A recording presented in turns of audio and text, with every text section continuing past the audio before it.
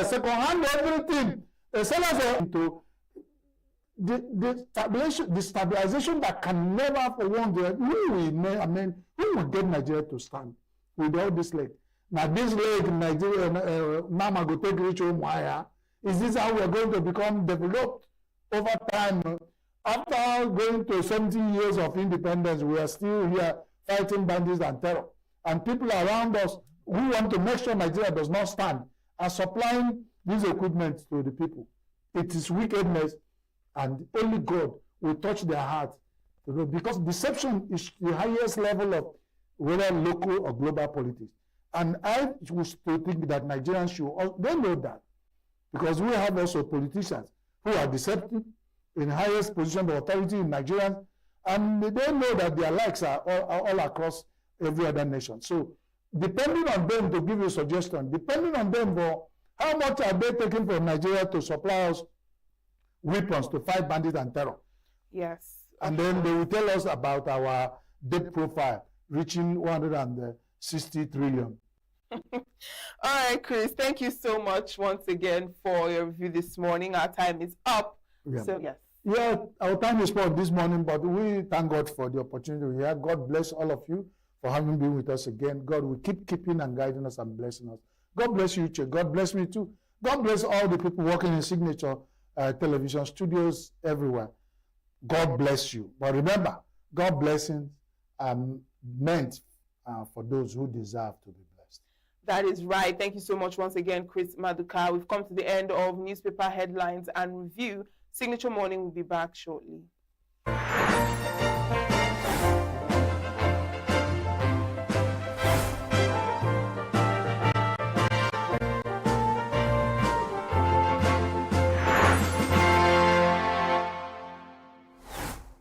Every second, every minute, every day, news is breaking, events occur, and there are new developments. At Signature TV, we follow these stories objectively, bringing all sides without bias, explaining the complex issues, breaking down the numbers, and investigating the issues behind the news. Anywhere and everywhere, near or far, wherever the news is, we will be there. Signature TV. News in your pocket.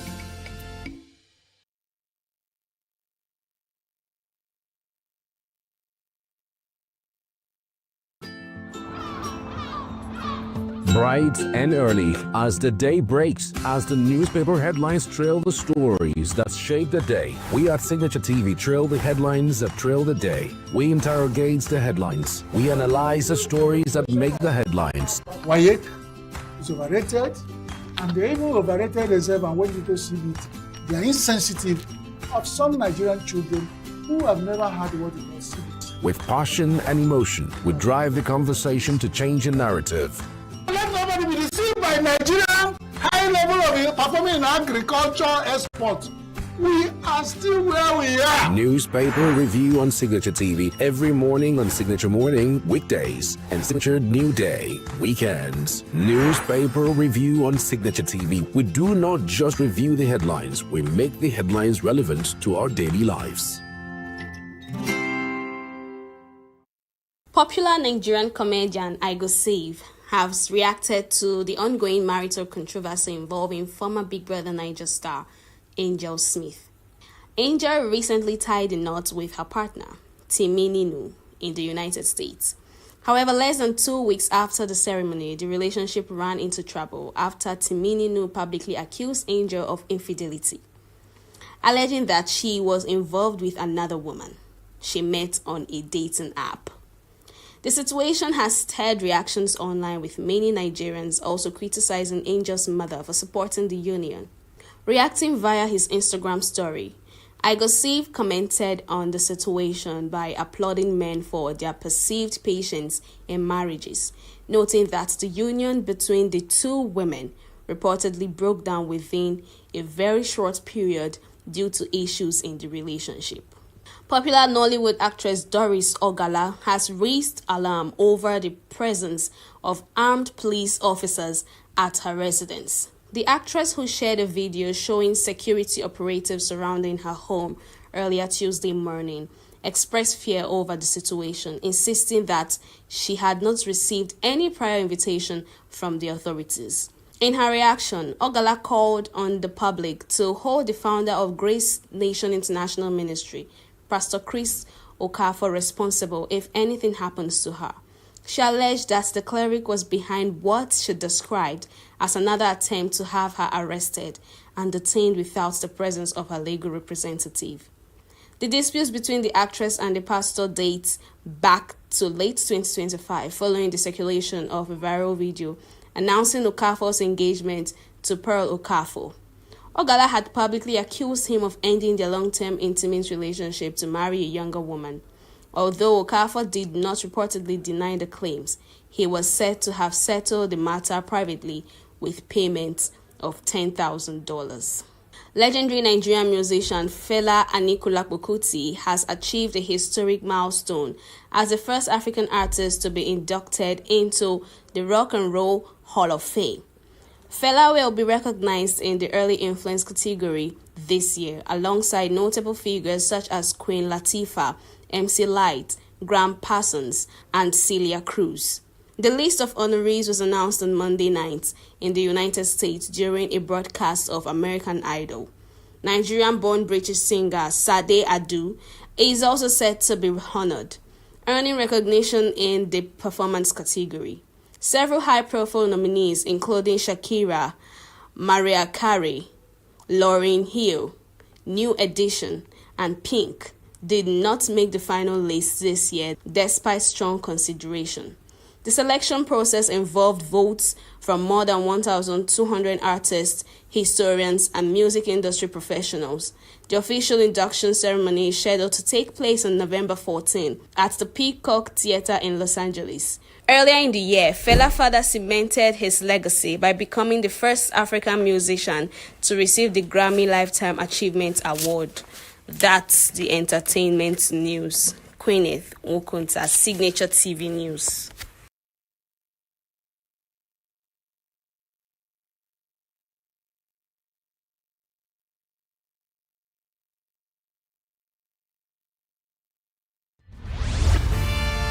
We are local. International community is observing Why the meat market is in chaos? People We are national. Those in support of this motion as amended, say aye. Aye. We have taken it by default. We are international. Israeli airstrikes. Donald Trump left us the worst unemployment.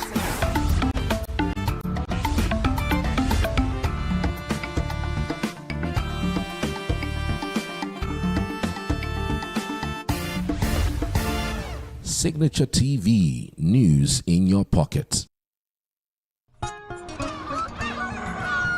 New every morning on Signature TV, we open the day for you with needed energy, information, and required vibes to shape your day. From sizzling snippets of stories in various areas of life to intriguing conversations with net worth guests. When you have people who have no track record becoming your leaders, you have a problem. There's no outstanding graduate when Obi took over from me. I left, in all the accounts of our numbers, 13.8 billion for him. Your day cannot be complete without Signature Morning on weekdays and Signature New Day on weekends. There is no better way to start your day except Signature Morning and Signature New Day every day on Signature TV.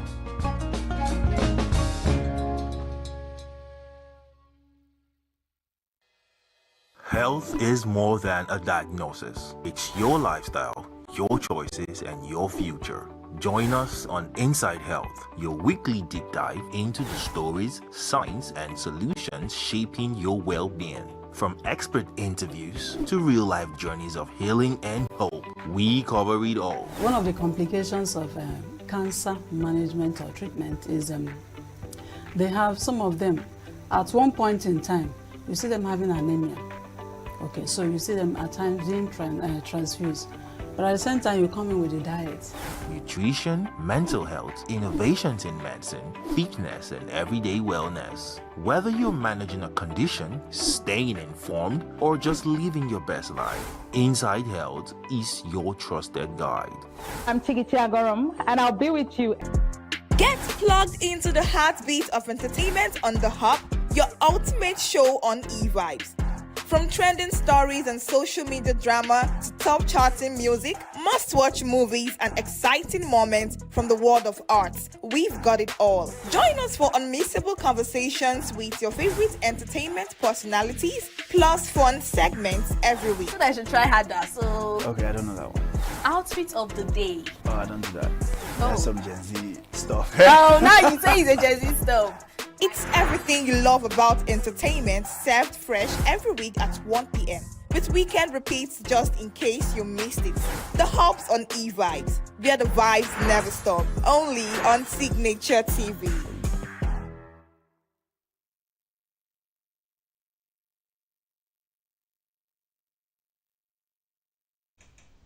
The head coach of the Super Eagles, Eric Chell, has revealed plans to use the Unity Cup as a platform to evaluate new players ahead of future international competitions.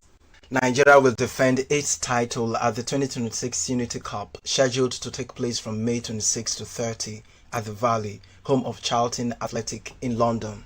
Nigeria will face Zimbabwe in the semi-finals of the Unity Cup, while India and Jamaica clash in the other last four fixture. Charles made it clear that the tournament will serve as an opportunity to expand his player pool and test emerging talents. The coach also confirmed that domestic players will not be overlooked, stressing his intention to closely monitor performances in the Nigerian Premier Football League. 18 Senegalese football supporters convicted over a pitch invasion during the chaotic African Cup of Nations final in Rabat in January have denied any wrongdoing. A Moroccan court in February sentenced the 18 Senegalese football fans to prison terms ranging from 3 to 12 months over charges of hooliganism. Prosecutors sought stiffer penalties in the appeals court in Rabat, but the initial sentences were upheld. The Senegalese argued that they had been forced onto the pitch because of a surging crowd, or to avoid being spat upon and projectiles thrown.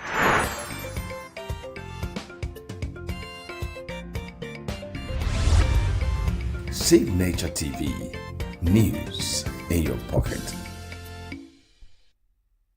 Welcome back. Now, over the years, there has been constant conversation about the water, sanitation and hygiene sector in Nigeria. Yet, we find that many people still live without safe water, toilets, or even basic hygiene. Now, Jones Awolowo joins us on a call this morning. He is a WASH policy and institutional development expert, here to talk to us about this particular issue on water supply, sanitation and hygiene services in Nigeria. You're very much welcome to the program. Good morning. Good morning. Now, Nigeria has had a lot of WASH projects and still, looking forward to having more of these WASH projects. However, we still see, that a lot of people are still underserved in this sector, in this aspect. Why is that so?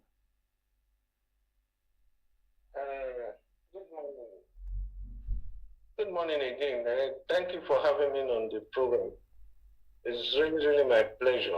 And it's an opportunity to at least talk to the government, the practitioner, and our people too. Now, the emphasis on the wash sector is cannot be overemphasized because water is life. Sanitation, hygiene are the basic things that we need to take serious in this country. And we can only do this by ensuring that there's adequate funding.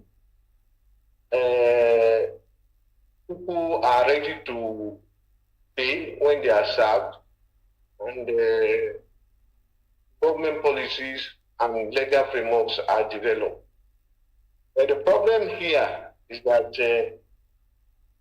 most of the states are underserved because not only because there is a gap in funding, but there are a lot of problems that are or challenges that are really there. And one of the problems or challenges is the issue of the implementation of the policy and legal framework. This has been the main issue. I can tell you that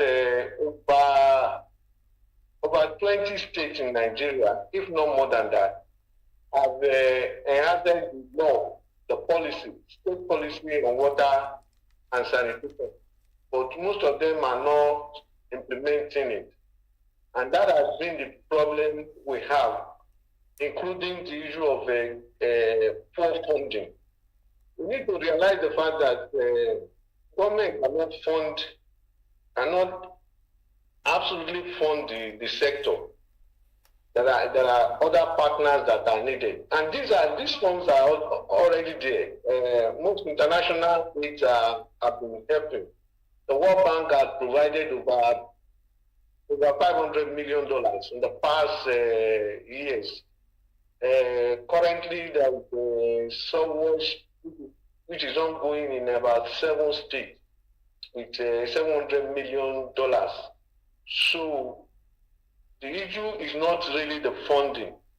Most of the problem lies with the institutional development, implementation of the policy and legal framework, and creating an enabling environment by the political leaders to ensure that private and communities are taking responsibility in funding and providing the sector with necessary funds that are needed to ensure that they are doing well. So, in all, I as a person do not see the issue of funding as really big problem. With the current funding that we have, what is the access to water supply to the people of the state? And we might take state by state. Lagos State, for instance, Lagos State has been in water, what they call National Urban Water Program. First, second, they have gotten about $135 million from World Bank. There is a French development loan. There are a lot of funds, but yet the water situation keep coming down from 45% access as at 2015. The access to water in Lagos State was about almost 45%, but today it has fallen below 10%. So, can we really say is the funding that is the issue? I, as a person, believe that funding is not just the issue. The basic factor there is that institutional problem are basically non-implementation of the policies and law are the basic problem of the sector. Thank you very much. Right, now you've spoken about funding and implementation and access to water. Now I'll come back to the issue of implementation, but speaking of access, when we talk about access, apart from being able to get water, what about the quantity and the quality of the water that is being given? Because it's one thing to have access to water, and it's another thing about the amount of water you have access to, if it's enough, or even the quality of the water, if it's good enough for human consumption and other things. So what about those aspects as well? What needs to be looked into when it comes to that? Now, let's take it one by one. The issue of quality, I can tell you that every state water agency have quality control sector or quality control department. And it is quite right to say that water being produced by the State Water Agency of national standard. There's no doubt about it, WHO standard. There's no doubt about that. But the process of taking the water from the production point to the consumer point is where the issue is. Some of the piping, some of the regulations, some of the pipes are already having issue. Some of them have been laid for years. Some of them are AC, asbestos pipes. Some of them have a long distance connection. So along the line, there is always issue of contamination as a result of old age of the pipe, as a result of activities of our people doing illegal connection, both within the state agency and our people. So that issue of quality needs to be treated by ensuring that you have adequate reticulation within an area. And like I said, reticulation alone in Lagos State is over 2,000 kilometers. I can't say for other states, but Lagos State has the highest. Now the issue then is that there are different pipeline sizes and all that. The main water works, or main trunks that is about over 12 meter diameter, over 12 inches diameters and all that. Now, the one that bring water into your house is usually between 4 inches or 4 small pipes that will take the water to your house. And these are usually where the problem is. There are standards for connection. And in the process of connecting illegally, they either damage the pipe and then the intrusions are coming in through water from the gutters and all that. So the issue of quality is man-made. We can treat it by ensuring that we reduce illegal connection, water theft, and all that. Now, the next one is access. Quantity, the quantity. The quantity. The standard has always been for urban center about per capita consumption for an household. In Lagos, for instance, I try to use Lagos because I'm very familiar with Lagos. It's 100 cubic meter, 100 liters per household, or 120 liters per household. An household in Lagos is about 80 people per household. So when you want to give water in that, you want to calculate the water demand. You want to calculate how much water do they need. So in Lagos, I think currently the design capacity of the major water works is almost one is 45 million gallons per day is due. And it's about 70 million gallons. So invariably, we are talking about 100 million gallons per day. But the funny thing is that these water works are not producing maybe less than 10% of their capacity. In other words, assets are being reduced because production has been reduced. So not everybody within the urban Lagos that can get water.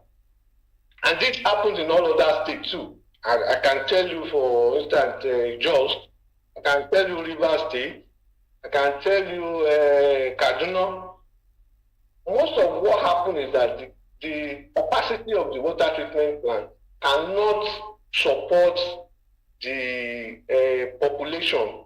And as such, if you produce less than so amount, few people will get the water. And this is where the problem lies. The over-centralization of the power, the obligatory, I mean, statutory power of the State Water Agency need to be looked into. I believe it should be decentralized. They should have smaller water agency in each of the local government who can then ensure that community participate in the production process, distribution process, and then collect the revenue. This will reduce the issue of the assets. Like I said, in Nigeria currently, I'm not too sure access to water is up to 30%. If you take state by state, I think Abuja is the only one that is probably doing up to 30%. And you can imagine the total number of population of Abuja. Lagos is falling very far behind with about 20 million people in Lagos. They are only paying less than 10%. It means that they can only provide water for 1 million people. So access is a very serious challenge. And for me, the only solution to it is that let us decentralize the power of the State Water Agency. Let us see local government taking charge in provision of those services.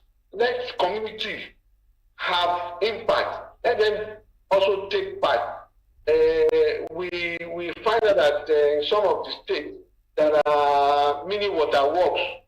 These mini water works can be, either privatized, provide financial support to the community, so that they can then participate and ensure that water is getting to the people. Currently, even without the government provision of water, people are getting their water. That is one thing. Whatever the quality is, in Lagos, almost everybody has a borehole in their house. Almost everybody. And this is not only in Lagos, everywhere in the country, almost everybody. I've worked in Gombe, the same situation. In Jos, the same situation. For that cause, the same situation. So you find out that the power of the state, of the state water agency is being eroded because people become a local government on their own. Thank you very much. All right, Mr. Awolowo, now you've spoken about water. Let's look at sanitation and hygiene, because we also see that while we have the issue around access to water and, quality and quantity and all of that, we also have issues around sanitation, clean environments. We still have issues around open defecation, still have people who don't have access to hygiene services where they can wash their hands and all those things. So can you also speak about the issue of sanitation and hygiene and, how it is faring currently in Nigeria? It is recently that we started looking at sanitation.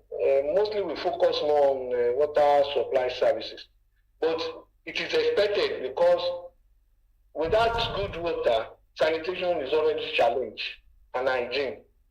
And that is very, very important. And sanitation is one of the most, sanitation and hygiene in particular is a very, very important part for human development, because if failed sanitation services will definitely result in poor health. So we have to face sanitation and hygiene very, very well. And I have to tell you that the international organization, international heat have been doing marvelously well. A lot of concepts are coming up. Sanitation is no more, is more profitable now. We always say, now it is not just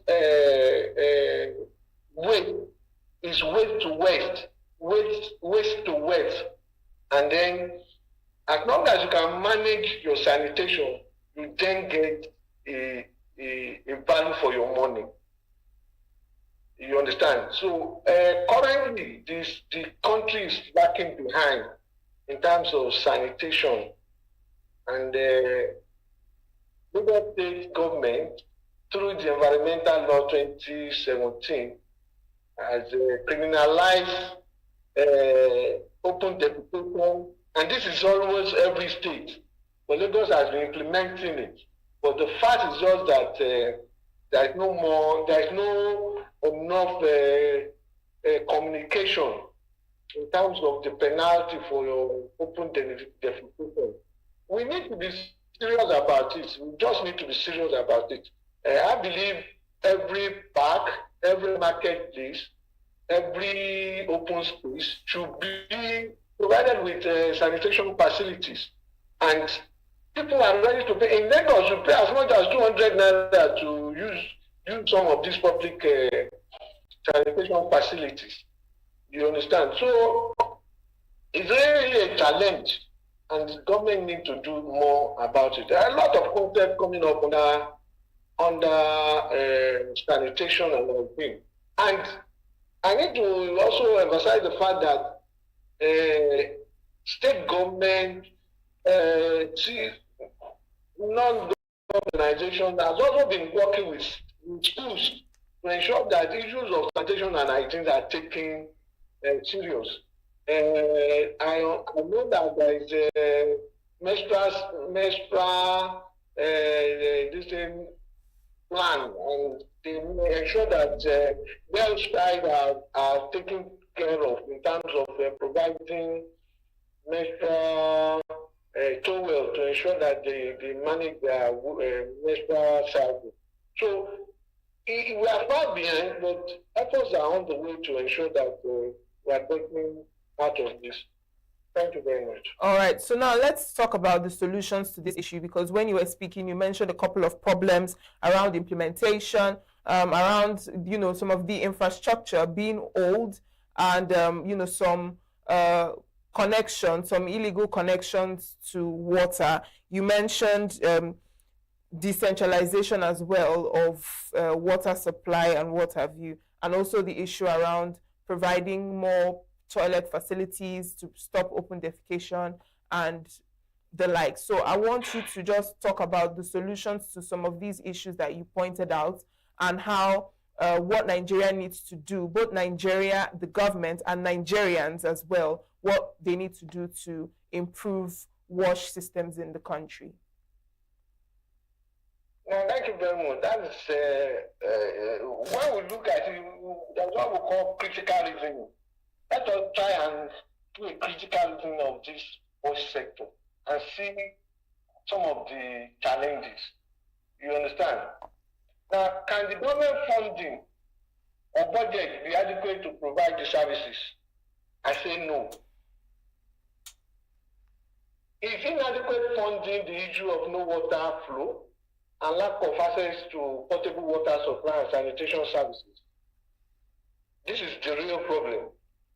Is inadequate funding the issue of no water flow and lack of access to potable water supply and sanitation services? That is where the problem lies. Is there insufficient investment in the sector? Yes, we say yes, because funding cannot be enough with the increase in population and poor institutional arrangement. Funding cannot be enough. Allocation of resources to the sector is poor or not available. If you go, unfortunately, I cannot get budget per state. I would have loved to give you every year states provided or budgeted for water and sanitation. But you find out that they are either mismanaged or underfunded. How do we classify the water services? Is it a social good or an economic good? Given the fact that it is human rights goods, it is also an externality factor. Externality factor in terms of, can you really prevent people from using water? It's not possible. So it's social goods and likewise an economic goods. Is there corruptions and mismanagement of funds in the sector, and how do we solve this problem? This is the very, if we have over almost $1 billion in the past 10, 20 years, should we still be talking of poor funding and poor water, access to water? No, we shouldn't be. We really manage this situation. So we need to understand, was there a mismanagement? I don't believe in corruption. You understand? When people say corruption, I try to use what I call sharp practices. I don't want to use the word corruption. You know, because when you give somebody who is earning 400,000 to manage a project of $1 million, I don't know how you are going to get that without him trying to solve his own problem.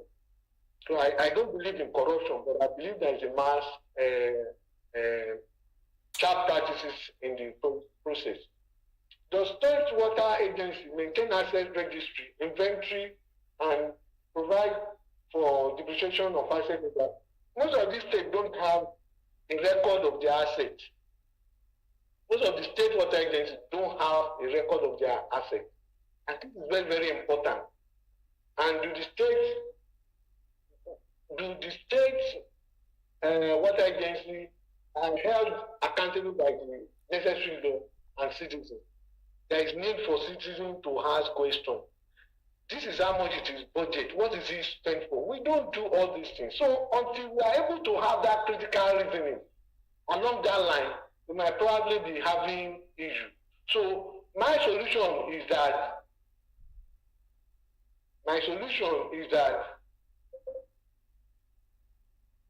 hello? Go ahead, Mr. Awolowo, I can hear you. Yeah. My solution is that there should be full implementation of the WASH policy and legal framework. That is one. Every state has a policy and legal framework. Let us even try and implement those things. Most states that have a regulatory commission are civil service structure. I remember in Lagos State, there are about a certain amount of money meant to have independent regulatory commission. I think I was one of those who started it. Regulatory commission. But today you see regulatory commission in the office of the secretariat. How would they adjudicate when you already in the side of the government? Who will not go and give you, say, complain about whatever? So the other one is private sector participation and community partnership to redefine the water scheme. I have always been saying this. Public PPP is not the end to the solution. PPP will only help us to bring funds. And they can only do that when they have an enabling environment, when they are sure that there is value for money, when they are sure that their money will get back. And that is why we need community partnership.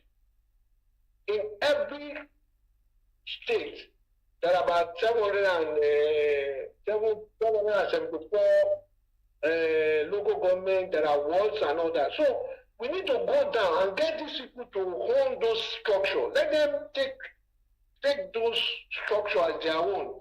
Let them feel the impact that this thing we are producing, it must not die. What we have currently is that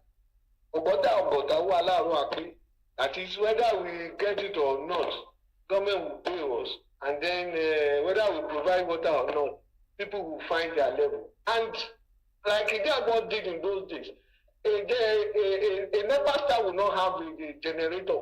So every state water agency staff should not have a borrow in their houses. Government has to take a political step, a very drastic step to ensure every member of state water agency must not have borrow in their houses. So if we start from there, we see that everybody will get access. And the same thing with education. All political leaders, their children must go to public school. And you see that things will work well. Now we must develop a communication strategy that will help us to ensure that people understand where the government is going. We must set up a state infrastructure planning and implementation committee the state executive at the end. This is very, very important. When you say inadequate funding, inadequate investment in job, if you have this infrastructure, this factor has been on for long. We said it in 2016. Some states started it. Some established those committees under the watchful of the government. But the functionality of those committees are very, very. You will see that if they want to construct road, pipes are taken out, and nobody take inventory of those things. And so the government goes ahead. They want to do borehole, everybody will just come. There should be reason for you to come and do intervention in water project. You cannot just come because you are a senator, House of Representatives.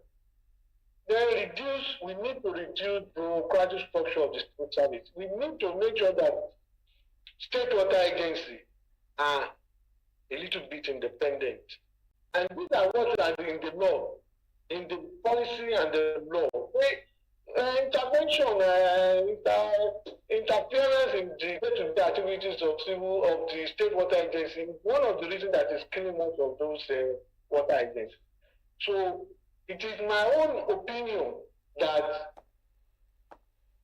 and the total solution is that we need to ensure that government funding is being supported by investment either from the private sector and involvement of the community in the provision of water and sanitation hygiene in Nigeria. Thank you very much. That has been my solution.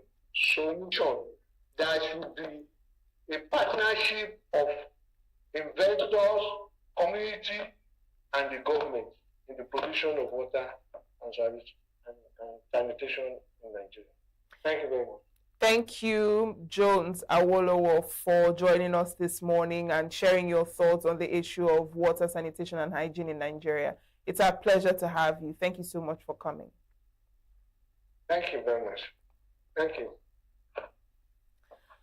All right, I will go on a break. I will be back shortly. New every morning on Signature TV, we open the day for you with needed energy, information, and required vibes to shape your day. From sizzling snippets of stories in various areas of life to intriguing conversations with net worth guests. When you have people who have no track record becoming your leaders, you have a problem. There's no outstanding gratuity when Obi took over from me. I left in all the accounts of Anambra State 13.8 billion for him. Your day cannot be complete without Signature Morning on weekdays and Signature New Day on weekends. There is no better way to start your day except Signature Morning and Signature New Day every day on Signature TV.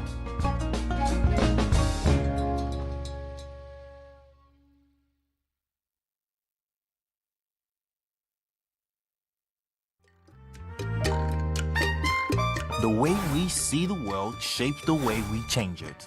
Gender isn't just a checkbox, it's a lens, one that helps us understand the world more deeply and act more fairly. Gender Perspectives, a program for those ready to see more, do more, and be more. Designed to challenge assumptions, ignite conversations, and build inclusive solutions across every sector of society. We are not, fighting the men. We are not saying we are equal in terms of rights. We're only asking they should recognize our existence. Join us on Gender Perspectives, showing every Saturday by 4 p.m. Repeat every Wednesdays by 5 p.m. and Thursdays by 3 p.m. Change begins with perspective. Let's widen yours.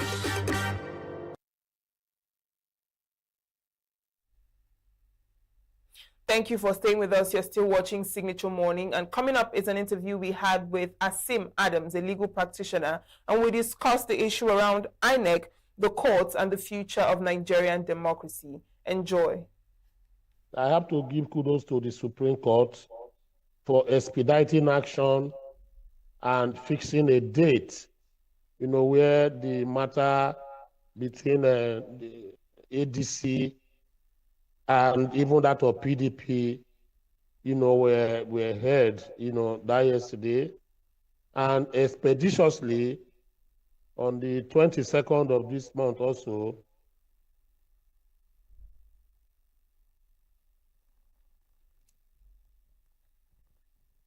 Nigeria and democracy, as the case may be.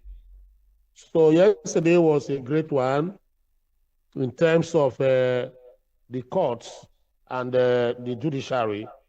I think we are beginning to, have a sense of belonging, because if you look at what happened, a sister matter was coming up at the Federal High Court in Abuja, but the judge or the court did not hear that matter yesterday. Rather, it adjourned that matter signed down, to enable the Supreme Court take its verdict, because the verdict of the Supreme Court may affect whatever proceedings that the lower court may have had yesterday.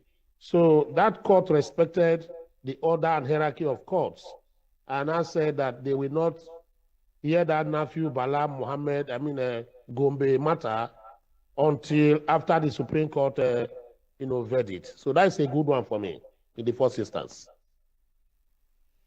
All right. So what about INEC's role in all of this and, their involvement in the legal entanglement of what is happening with the ADC? You see, go through your history book, all our history book. There's no INEC chairman that has had it rosy with Nigerians, especially the opposition party. There is no INEC chairman. If you start from 1999, you find out that Ephraim Akpata, the criticism, because he was the one that conducted the first election without electoral act at that time, that brought Obasanjo, to government. He handed over to Ibe Gubadia. Gubadia, Ephraim Akpata, they were so, the Nigerian people were against them.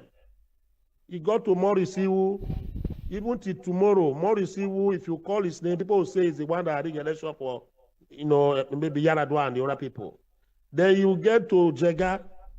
From Jega, you get to Mahmoud. There is no one. Even as far back as 1979, when we had FEDECO, there was a man they called Ovie Whiskey. He was the chairman of the then FEDECO, which is equivalent of INEC today. If you mention that man's name, for those who are aware, they will tell you, oh, the man was the one that rigged the election for Shagari against Awolowo. So every INEC chairman in Nigeria had been on the hot seat. So what now happened, between INEC and ADC, it's not, for me, it's not new. If you look at what has gone there, absolutely, I know that because of the hot seat and the nature of the job that the chairman is doing, he interpreted, a judgment of the Court of Appeal, based on the advice he got from the legal team of INEC.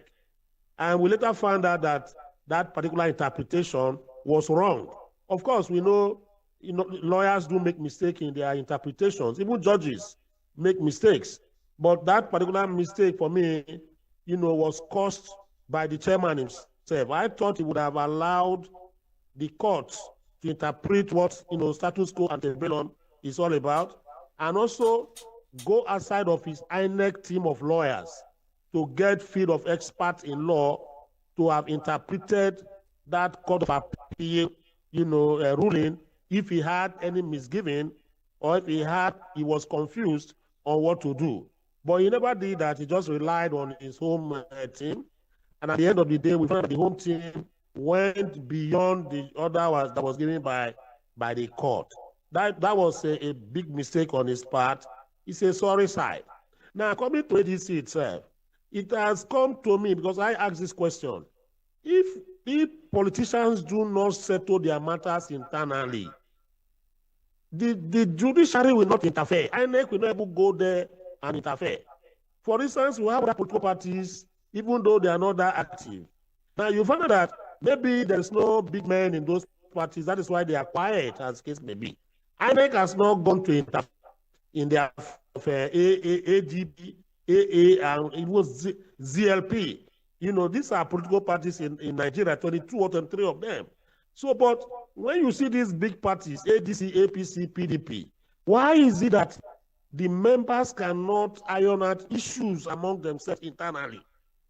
Because they are the ones that create the problem inside the political party. Then before you know, one of them who has so much money will go out and begin to look for, you know, a court to interpret, you know, what has happened in his own political party. And the court should not throw away, you know, the matter for coming there, as the case may be. So it is something that the political parties too have to be careful. You see, this mentality of the winner takes it all, and the problem, the mentality we have in Nigeria is that many politicians do not want to accept defeat. Even when they are in a small, you know, microscopic meeting, they have any disagreement, they believe that they are right. And the moment this is the right thing to do, they will challenge it. They tell you that they are not satisfied with it before you know they run to court. And when you get to court, there's going to be a problem, as the case may be. And INEC will also come into the matter. Assuming ADC didn't have internal problems, I don't think INEC will come in there and say, I'm de-recognizing any fashion or any David Mark or whatever group. I don't think INEC will go in there. I don't even think that the courts will even go into, you know, the affairs of ADC. They didn't have the internal wranglings, you know, among themselves. So these are the things that, you know, we need to really, you know, find a way to, you know, cure. Of course, now you've mentioned the issue of, you know, not wanting to lose or, you know, wanting to be right. But it's one thing if it's just one political party that has these internal disputes or issues. But so far, we've seen, you know, multiple parties that have come up with internal party disputes. We've had the Labour Party, we've had the PDP, and now the ADC. Do you think that there is something else at play that is currently happening that is causing, you know, most of these political parties to have these internal disputes coming up almost at the same time? You see, what is happening is just the essence to capture power. When I hear that they said the APC is interfering in the affairs of ADC, etc., that is what happens in third world countries. In Ivory Coast, the ruling party at that time went out to amend the constitution to say that those who want to contest an election in Ivory Coast, you know, that must have their both parents born in Ivory Coast. You know, in the time of Kona Bedier and the other man, Alassane Ouattara, that particular amendment was done because of Alassane Ouattara, who has his mother or father from Burkina Faso and the other leg in the Ivory Coast. So the ruling party went to amend the constitution. That was what brought the Ivory Coast War that, you know, led to that war that they fought, a brief war that they fought. In Benin Republic, it's the same. So all third world countries, ruling parties are always there to interfere one way or another, even using state apparatus like state agencies to destabilize opposition. We have seen where oppositions have been sent to jail in Zimbabwe. We have seen opposition have been sent to jail, even in Kenya. You know, so that is the situation. Even in Sierra Leone, even in Gambia, Senegal. So it's something that is rife in the third world countries, as case may be. To able tell you how it is. Even in the US, the so-called US we talk about today, many don't know what they call the Watergate scandal. The Watergate scandal. What was the Watergate scandal? Was it not interference of the ruling party into the opposition party, trying to bug their headquarters, trying to make sure that they destabilize the Democrat or whatever they call it? That even led to the resignation of Richard Nixon. You understand? That led to Nixon resigning and Ford taking over.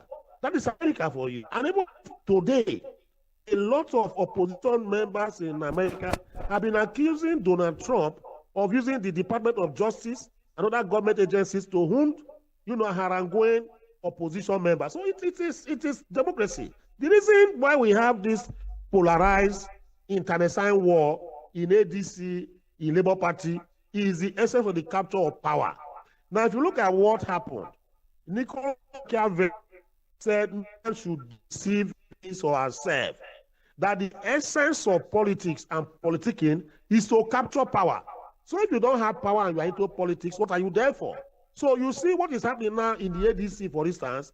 Yes, maybe the Tinubu administration, APC, may have a hand in it, but we don't have proof as to that.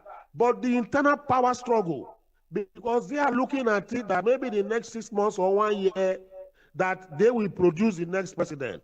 So this, extrapolating, power block as struggling, to make sure that it is their block that will come out victorious at the end of the day to get that ticket. So you are going to see internecine wars like this, as the case may be. Now, because you look at it now, look at the powerhouse in ADC. My sister, even if it's a company that you have these heavy weights, no one wants to step down for the other. Everybody feel is number one. You are bound to have crisis, even if it's in a family. Let me use the word that a family that has so many powerful rich people like this in one place, you can never have peace, because except you have those who are disciplined, otherwise you can never have peace. That is what is happening in ADC today.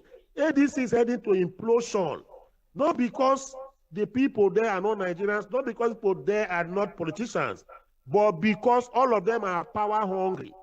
And when you are having a situation of that nature, it goes back to what Edmund Burke said, that when you have an amalgam of people who feel they are number one, you are going to be having conspiracy, backstabbing, intrigues in that same political party, creating problem for each other to outdo the other person to get power. That is what is happening there. You understand? Not necessarily that the ruling party is doing whatever. Even if the ruling party is doing that, can they have a united front and battle, the ruling party as case may be? Must they wash their dirty linen in the public? So these are the things we look at. We have to be very objective in this now, in whatever we are doing. If you look at in Nigeria today, if you talk against ADC, the next thing people will tell you is that you are working for Tinubu or you are an APC man, even though you are being very objective, as the case may be. So that tells you that there's a narrative mentality that people in that political party has. And that political party is that they have power and have to capture power. So they are doing each other. Nobody wants to talk about the internal power blocks in ADC. P2B, Atiku Abubakar, Amechi, and the rest of them. These are three distinct individuals that want the presidential ticket. Do you think they will just sit down there? They might be waiting and choreographing some of all these things to destabilize the party in their favor. But at the end of the day, we think it's the opposition party, the ruling party, that is in all these things. So it's all politics they are playing. It's all politics they are playing. The only unfortunate thing is that they are brought in the judiciary into disrepute in all these things. Let me ask you a question. Why is it that if you go to the street today and you pick about 10 people and sample opinion, do you have confidence in the judiciary? Then about 9 will tell you they don't have confidence in the judiciary. Now, when you ask them the reason why they don't have confidence in the judiciary, they will tell you that they installed a governor in Imo State. The other one will say an Amechi group or ADC was not allowed to have their primaries.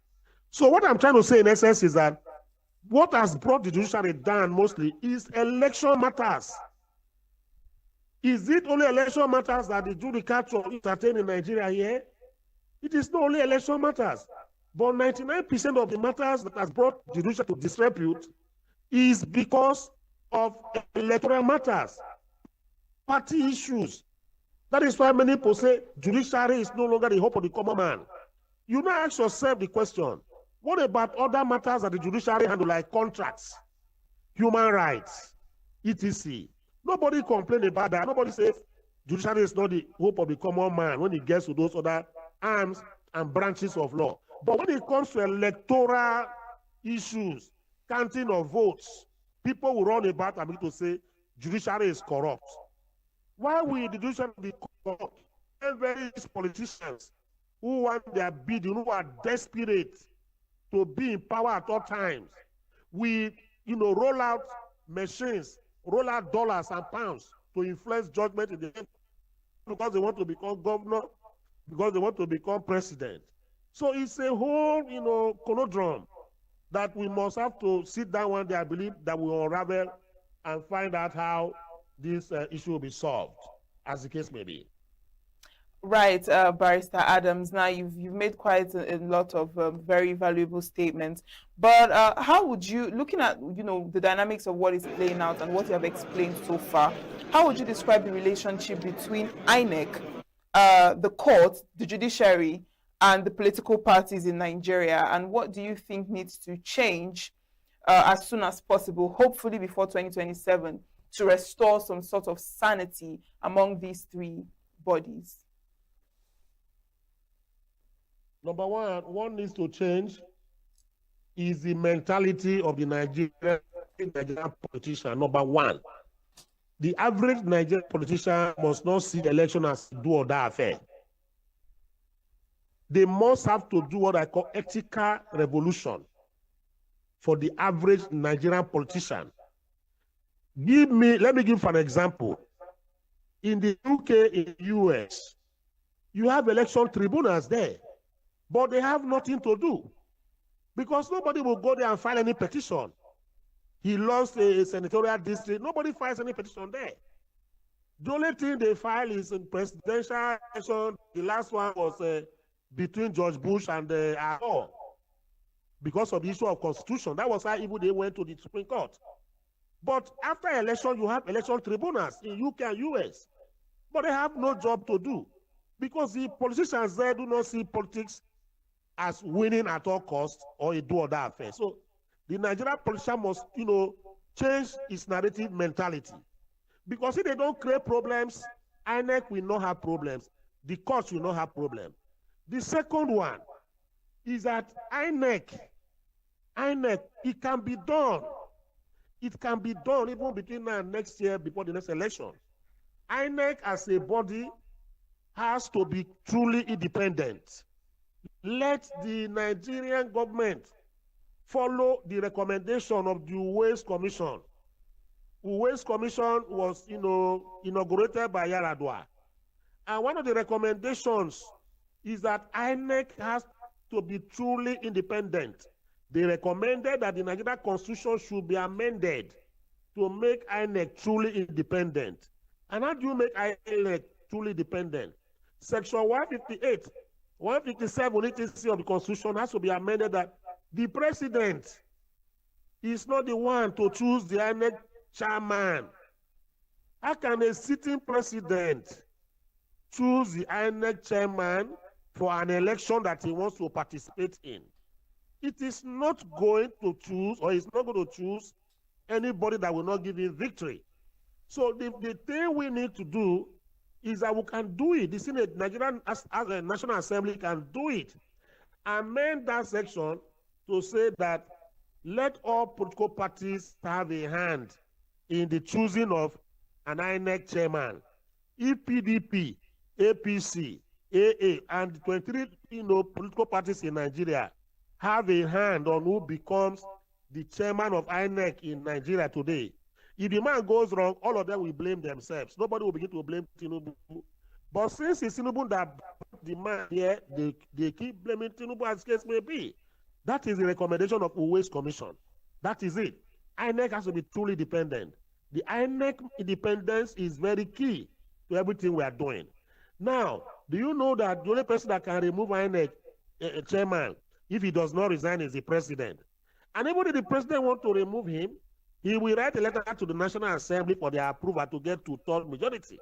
Why should that be? Why should that be? That shouldn't be. INEC should be like an ombudsman where everybody participates. Where everybody participates, the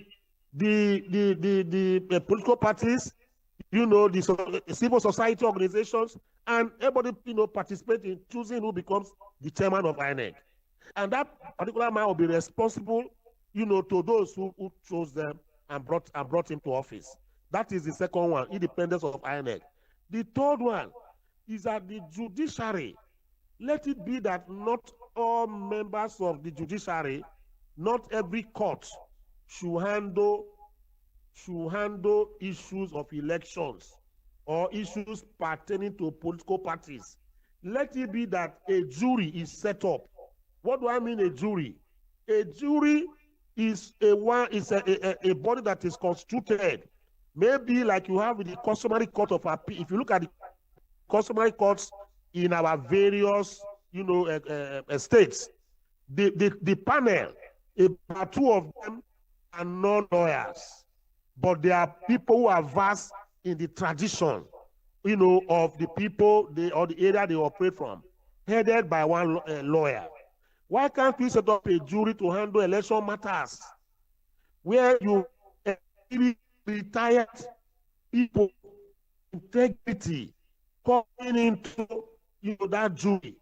Have you ever wondered if you bring people like, what's this man, Kanu, not Namdi Kanu, the other Kanu, the military Kanu, you bring in Wole Soyinka, you bring in, men of integrity to that political body, Reverend Kuka, as the case may be. They are part of the panel that will look at all this election, whatever they are talking about. They will be dispassionate. They will not be partial. Nobody can bribe them to, contrive and bring results that are not what's supposed to be. So these are the 3 key issues we are looking at now. That is reformation. Nigeria politicians must have to, shrink that narrative of do or die politics, zero-sum politics. Winner takes it all. You see the way they jubilate when they win the election, as if they won gold mines. INEC has to be dependent. And for INEC to be dependent, let it be that the people who appoint or nominate the chairman of INEC are not people in government, but they are nominated by the political parties that are participating in election. If all political parties have a hand in who becomes the chairman of INEC, this complaint of Tinubu is influencing Amupitan will not be there, as the case may be. Then the courts, issues of politics should be taken away from the regular courts. Let them set up a jury. Jury should handle it. You can bring in retired justices who are retired to head those petitions jury that we look at. They are not lawyers. They are retired lawyers or retired judges. Then you bring men with integrity, so-called, to that panel to look at election matters. So we look at it. We suggested this in those days when people like Chino Achebe, they were alive. Wabueze them and the rest of them. When you put people like that in a panel jury to look at a presidential election, they will not come out with a result that will, dent their image. You understand the point? These are the keys I believe we can use to solve the issues that we have in Nigeria today. Nigerian politicians also, about 70% of the blame go to them. They are too desperate. A political, friend of mine, a politician friend of mine, who was just in the corner about 4 years ago. We were all together, but today is a big man. When we see him, the young ones see him as an example. They say he was a keke driver before, but today he's in the House of Assembly of my state. And he's riding big cars, building big houses. So they are seeing him as an example to go. When we asked him why, he said, this is what I wanted. And if he's going for re-election the next time, he's going to kill. He's going to do a lot of things to make sure he gets back to power so that he will not be hungry in the future. So this do or die affair, should be erased from our psyche, the politicians. That is the situation. It will not change. Let me tell you something. People think that by 2027, even if ADC win the election, let me tell you, if we are not very careful, we still be in this trajectory of poverty. We still be in this trajectory of hunger, this trajectory of unemployment, no electric power. Like where I am right now, there's no electric power. It didn't start with this administration. From 1999, we thought by now that Nigeria should be having a constant supply, but it's not happening. How many? We are local. International communities observe Right, the market is in chaos. People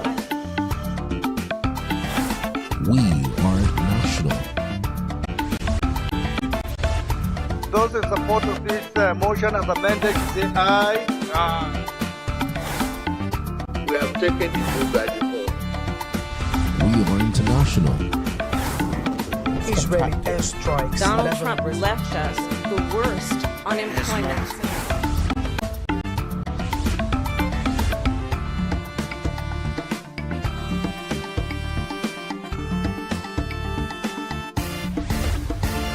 Signature TV, news in your pocket. Welcome back. And still on the same topic of conversation, we had Emeka Emekesiri, who also gave his views on the topic. Case against INEC, and at the moment, what I can see is that the government, federal government, is involved in the whole thing and trying to destabilize ADC. That's all I can see from all the things happening. The federal government is behind the scene, manipulating the situation and destabilizing ADC. So that is the major problem. Okay, so let's look at the role of the judiciary, because a lot of people have said that the courts are not supposed to be involved in this issue. So what is... Who is making such a statement? Now, the thing is that ADC is a political party. It's just like a club, an association. Now, it is actually the judiciary that can resolve any dispute among members of an association using their constitution. INEC has no right to meddle into the affairs of the political party. Yes, INEC is a federal government agency. They were created to regulate. But what I mean is that before you can register as a political party, you pass through their tests. They have criteria. If you qualify, then they register you as a political party. But that's where it ends. The running of the political party is like a club, an association, and they are bound by the constitution of the organization, of the club. Just like People's Club, any other club. It's a club, an association. It's not a government matter. So if there is any problem, it will be resolved by the judiciary in accordance with the constitution of that organization. So federal government should not meddle into the affairs of political parties. So whoever is saying that judiciary has no role to play, that person doesn't understand what we're talking about. So are you saying that the judiciary is by rights supposed to, or has the right to intervene in inter-party dynamics? That's correct. Dispute. Yes, it is the judiciary that can resolve any dispute within any organization. Even if it's a club or a church, for instance, a church, organization, club, church, and they begin to quarrel among themselves, it is the judiciary that will look into the constitution of that church or that club and resolve the dispute. It's not a government matter, it's not federal government, it's not INEC. INEC is a federal government agency, and they have no right to meddle into the affairs of a political party. That's what's killing the country. How can the federal government be meddling into the affairs of a political party? Political party is a private organization set up by private people who are politicians. The only thing is that the constitution says for you to register a political party under that freedom of association, you can form freedom of association, you can form any organization, but if it's political party, it has to go through the INEC, the electoral process. You have to go through the INEC and then satisfy their requirements for you to be registered as a political party. That's the only thing. So if an association, I can use my own association now and go and register as a political party. If I set up, all the criteria, establish offices in all 30 local governments, do this, all those things. If I do all of them and we are qualified, we can apply to register as a political party. That's all. So long as we fulfill their requirements, we are registered as a political party, and then that's where their own stops. They cannot meddle into our affairs. That's the problem with Nigeria. Nigeria is trying to meddle into the affairs of political parties, federal government. When I say that, I mean federal government. Federal government is destroying the country. So let's talk about INEC now. You mentioned that they are not supposed to meddle, but why are we seeing that they are meddling? And you've also mentioned the federal government, so I want you to just talk on that. In fact, that is the crux of the matter. If the federal government can leave the political parties alone, we will stand. The political parties know how to, if there is a problem, they go to court, and the court will resolve that problem. Because court has power to decide every dispute affecting any individual or even individuals and government. The court has unfettered power to resolve disputes. So how can somebody say judiciary has no power? Is it because the federal government has purchased judiciary, bribed the judiciary, and say, if you like, go to court? No. We must restore the judiciary, and the time is coming when the masses may even lose interest in the judiciary if this thing continues. All right, but still on why INEC is meddling into inter-party because INEC is federal government agency, and the INEC and the INEC has been purchased by the federal government. INEC is the pocket of the federal government. So the person that is the chairman of INEC, it may be is a supporter of the APC. The person that is the chairman of INEC is a supporter of APC, but INEC is supposed to be neutral. But is either neutral? I've said you that this Independent National Electoral Commission, INEC, is not independent. That's the problem. INEC is not independent. It's supposed to be Independent National Electoral Commission, independent, but it's not independent. Let's call a spade a spade. It's not independent. Who is paying the INEC chairman? Who appointed him? Is he not the president? Good. So how can the person who appointed you, how can you now know, how will you not be obedient to the person who appointed you and do his biddings? That's the problem. INEC is not independent. So they are serving the person who appointed them. So from what you've said now, would you say that Nigeria is practicing democracy? No. Our own democracy is crooked and wicked and criminal democracy. It's not democracy we are practicing. So what does that now mean for... The thing is this, if we want to get it right, since we now know that any institution you create by the federal government will take control of it and manipulate it, it's better we go back to our constitution and create independent candidacy. Do you know what I mean? For you to emerge as a leader, a political leader, whether governor, whatever you are, you have to go through a political party. And political parties are now not free. INEC will manipulate them because INEC is federal government. Manipulate them, and then if they like, they can even ban you from contesting. They can even, as ADC is going now, they can derecognize ADC. In fact, deregister ADC. If they can even declare ADC a terrorist organization and wipe it off. The way Nigerian government is going, this APC Tinubu-led government is going, they can manufacture some evidence now and say ADC is not working in the interest of the nation. They bring something like that the ADC is working against the public interest, against interest of the nation.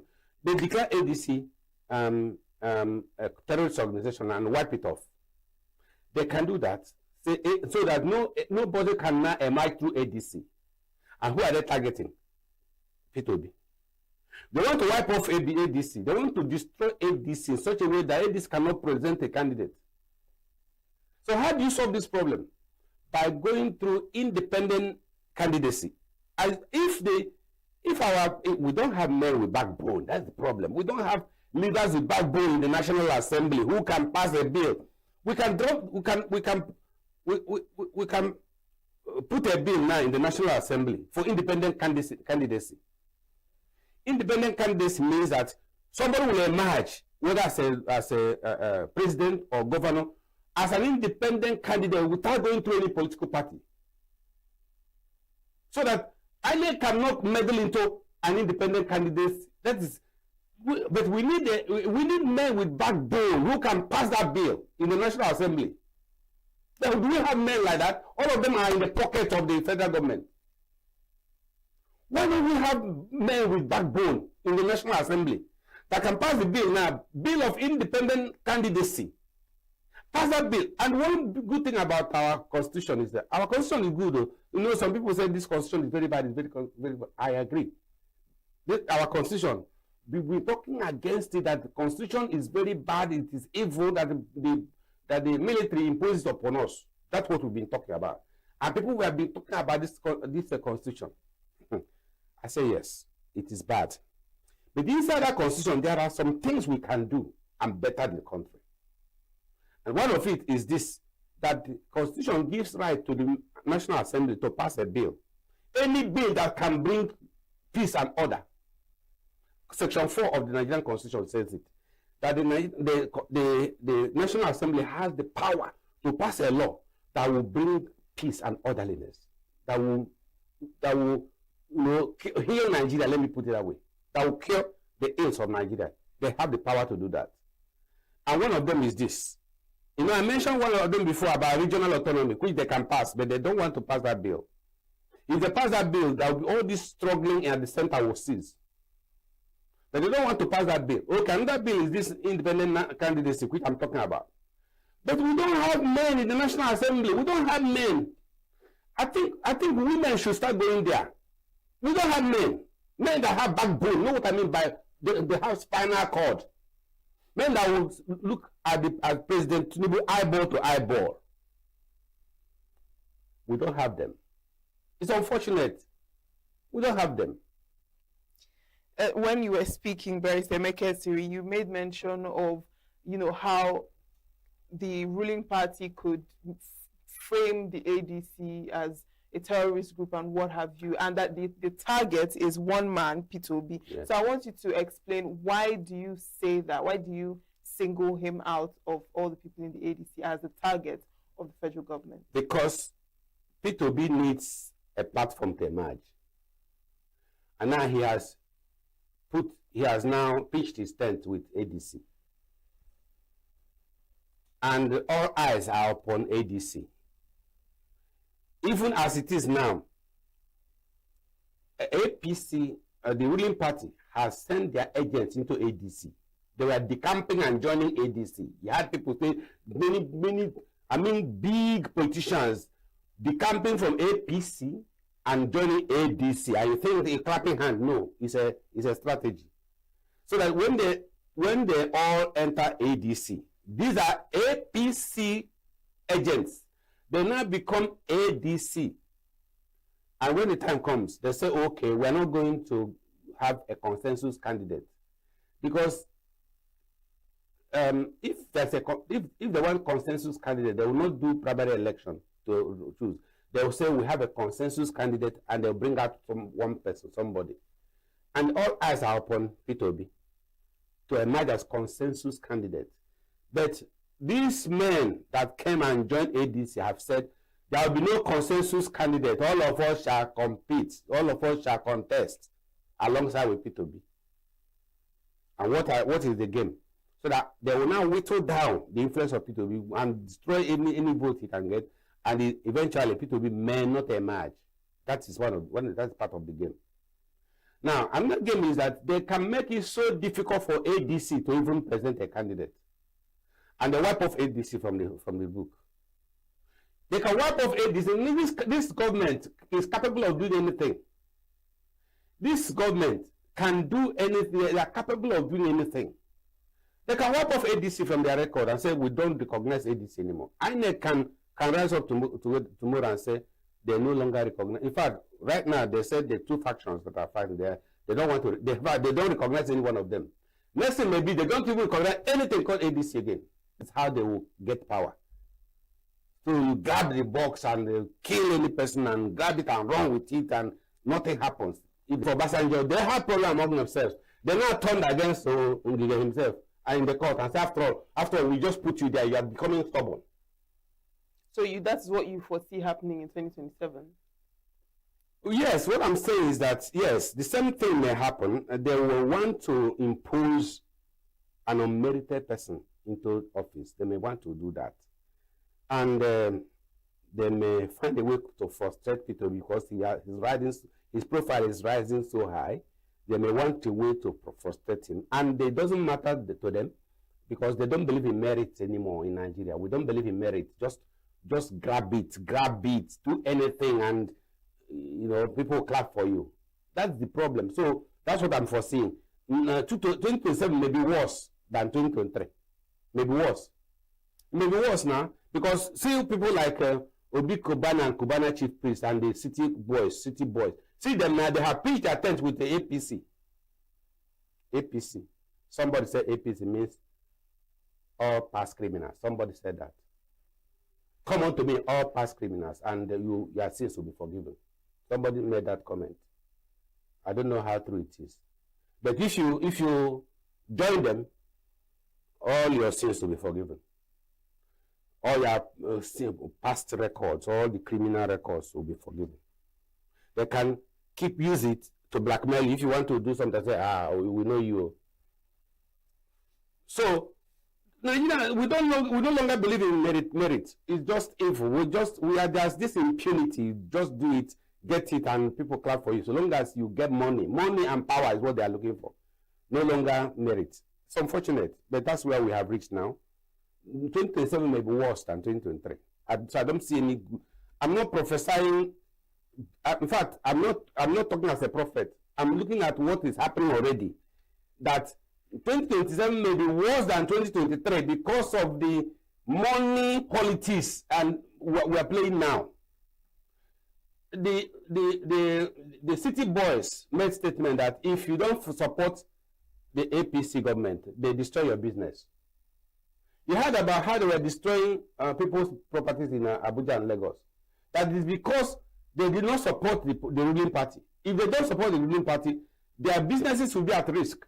So it's better they support the ruling party and save their businesses. Can you see? It's just the stomach. That's the problem. And why is it that the ruling party will persecute whoever is in opposition? Why should the ruling party persecute those who are in opposition? I'm surviving because I'm a private legal practitioner. If I depended on contracts from the federal government, nobody will give me contract, the way I speak. In fact, the way I speak and I criticize the government, they will not want me to do any government job. And I don't want any government job. I'm a private practitioner, legal practitioner, and estate surveyor and valuer. I have double professions, very powerful double professions. And the clients come to me from different parts of the world. So I don't need federal government project or contract to survive. And if it's possible for them to stop all my clients from coming to my office, they will, but they cannot because private practice. They don't know where my clients are. So that is the problem. Those that depend on the federal government for survival, they will find it difficult to speak the truth. That is the issue. But those of us who are private practitioners, we don't depend on federal government, so we speak the truth. All right, now, Barrister Mekesri, let me just ask you this one question before we go. You mentioned earlier about that a time will come when people will start going to the customer, to the ADR. Don't you think that people are already at that point? We are at that point now. That's why I'm telling you that even in my palace, as in Zobi, in Amucha, I settle cases in my palace. And even in our chamber, some people now come and say, we want to withdraw this case from the court. We want to settle. And we settle them. We settle it. So it is growing. At a time now, it may grow and people will desire the court. So what does that then mean for the judiciary? What is the judiciary? The judiciary will not be dead. And it will be a terrible, in fact, it will be evil. The news will not be palatable. A time comes when they say we don't. In fact, yesterday or 2 days ago, my client in Onisha, there's a case I have. My client has against EEDC, this EEDC that I do. So why the matter is in court?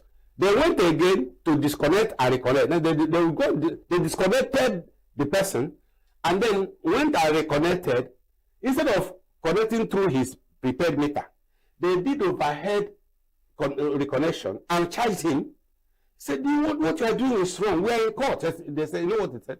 Which court? There's no court. Forget it. There's no judiciary in Nigeria. These are EEDC officers boasting that, which court be that? While we were in court, I was in court yesterday, Onitsha High Court.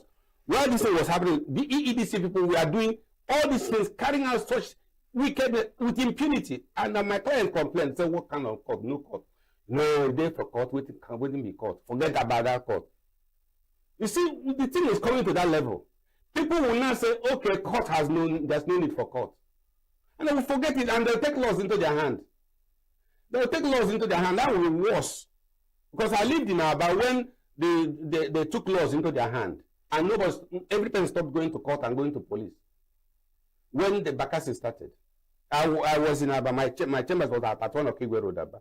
When Bakassi started, it came to a point where people were no longer going to police, no longer going to court. The Bakassi people now set up their own court in area market. So that people with problems will now go to Bakassi, and Bakassi will settle the problem for them. So a time is coming when people would lose confidence in the judiciary if we don't get it right now. Well, thank you so much, Barrister Emeka Emekesiri, for joining us this morning to share your views on this issue. It's a pleasure to have you as always. Thank you.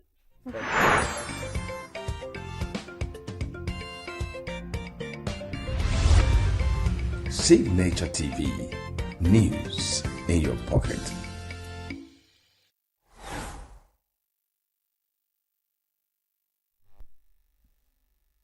Thank you so much for staying with us up till this moment. It's a pleasure to have you join us on Signature Morning. We have another interview from our Abuja studio still on this issue around INEC and electoral processes in Nigeria. So make sure to stay tuned and watch that interview. I am Uchenna Chimdi Oloha. Thanks for watching.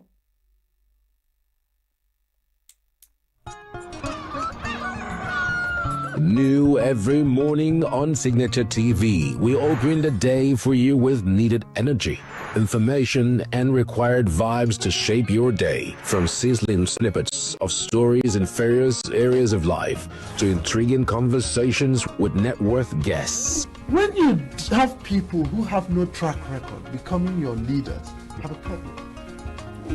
There's no outstanding gratuity when Obi took over from me. I left in all the accounts of Anambra State 13.8 billion for him.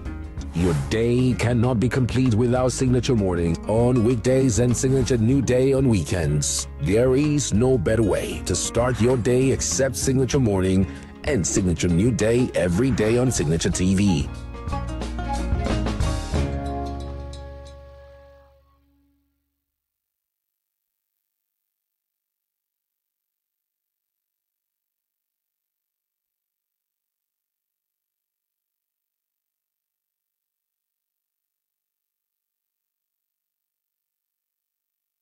The issue is contentious, and I have a guest with me in the studio, and he's my friend, but I'm not going to introduce him as my friend this morning. He's a contender, Madaki Ame. Madaki Ame is a public interest lawyer, and he says he is an unrepentant Democrat. Madaki, welcome to the program. Thank you very much, Fidoko. Great. Always a pleasure. Great.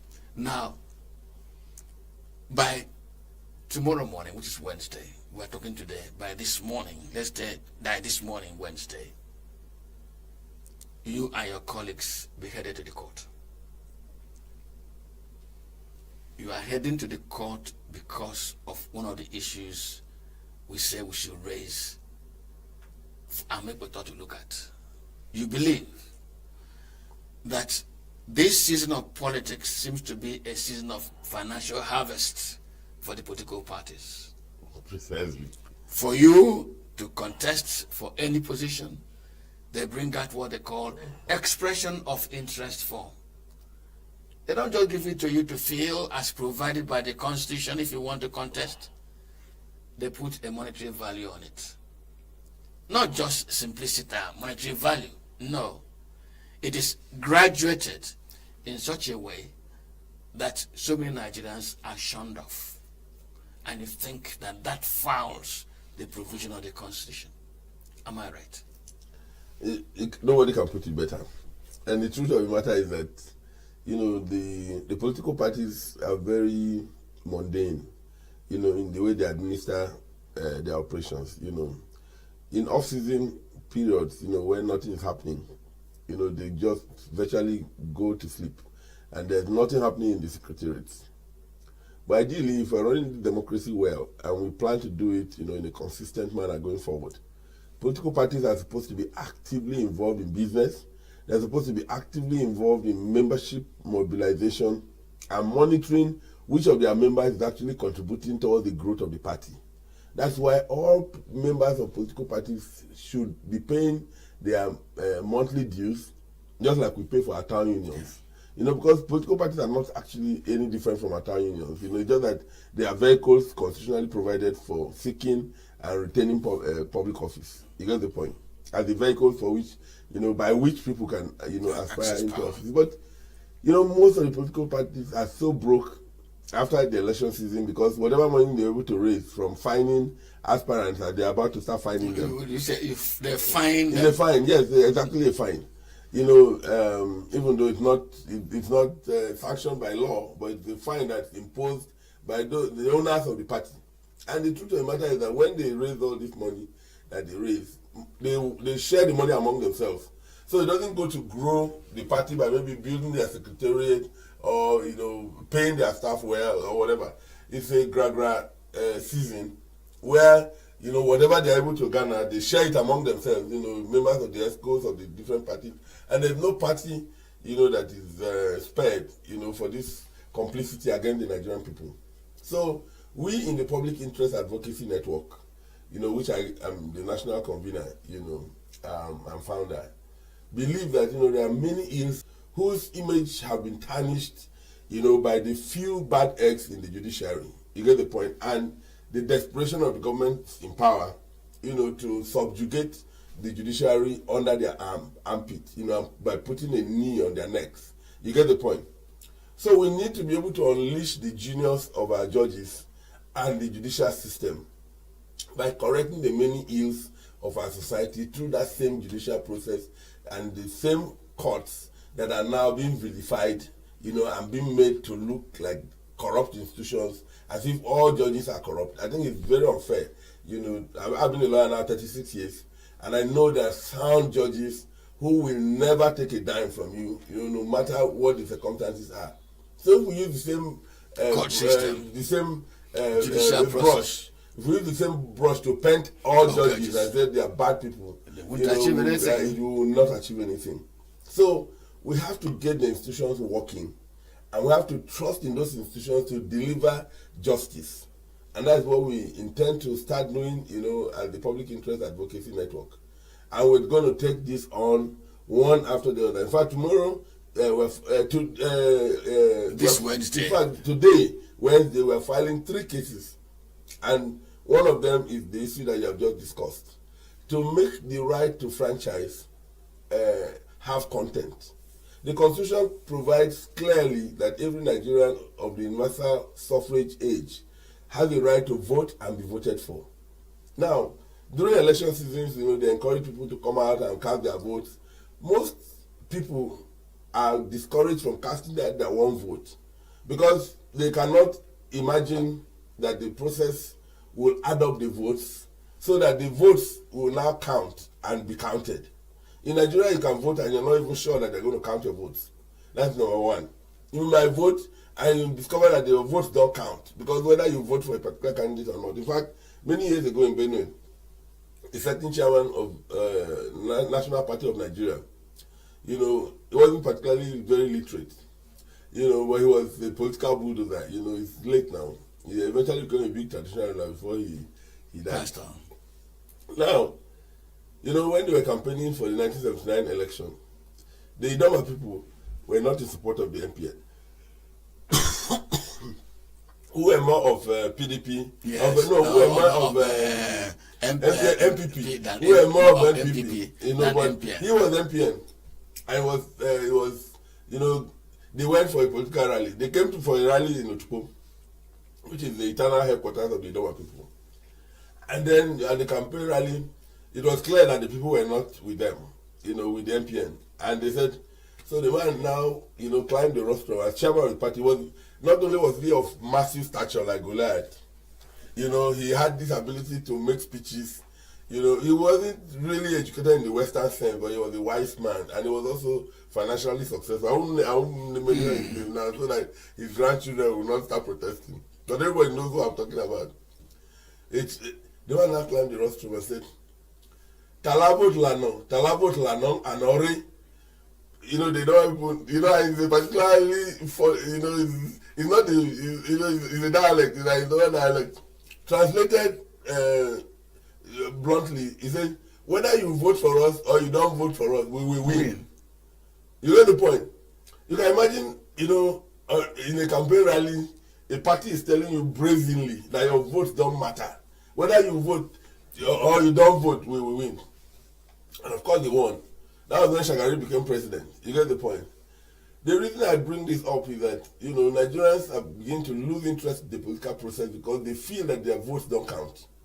And if you go back in recent history, in 2023, when everybody was mobilized, everybody was supporting Peter Obi to win this election, at the end of the day, Tinubu was declared. And because Nigerians don't like violence, they say, okay, maybe next time.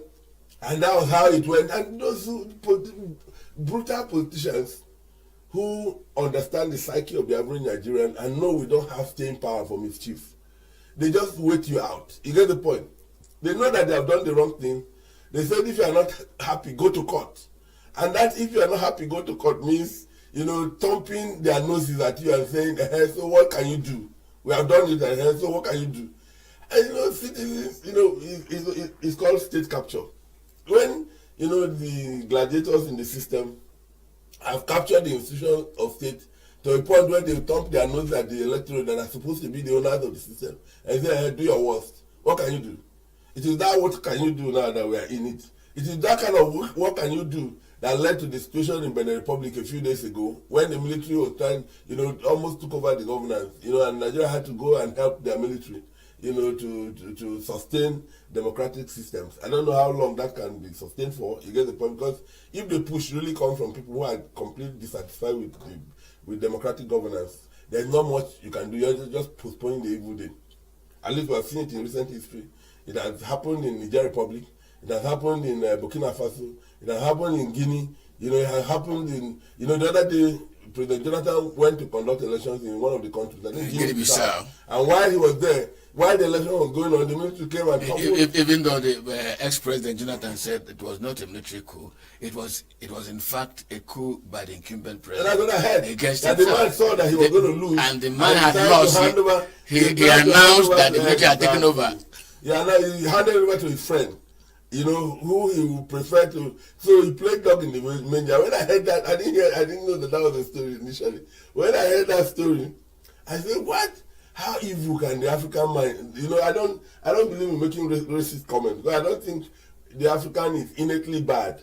But some of the things we see from our devilish, demonic leaders, you can't even, unless you are actually a demon from the pit of hell, you cannot expect to even contrive such evil. A man has lost election, but rather than concede to the opponent, exactly, you have okay. Madaki, let's because the issue really is, if you are going to court, what institutions do you expect to apply their powers and responsibilities to check this monetizing of the process by the political parties? INEC is the sole regulator of political parties and the political system in Nigeria.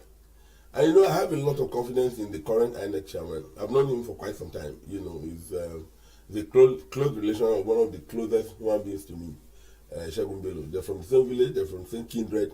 And when he was made a senior advocate 14 years ago, I was there, to celebrate with him, He's a very stable person. He's a good, stable hand. If you are a square hole in a square peg, it is Professor Mupito. And I know he cannot learn to become left-handed at old age. You get the point.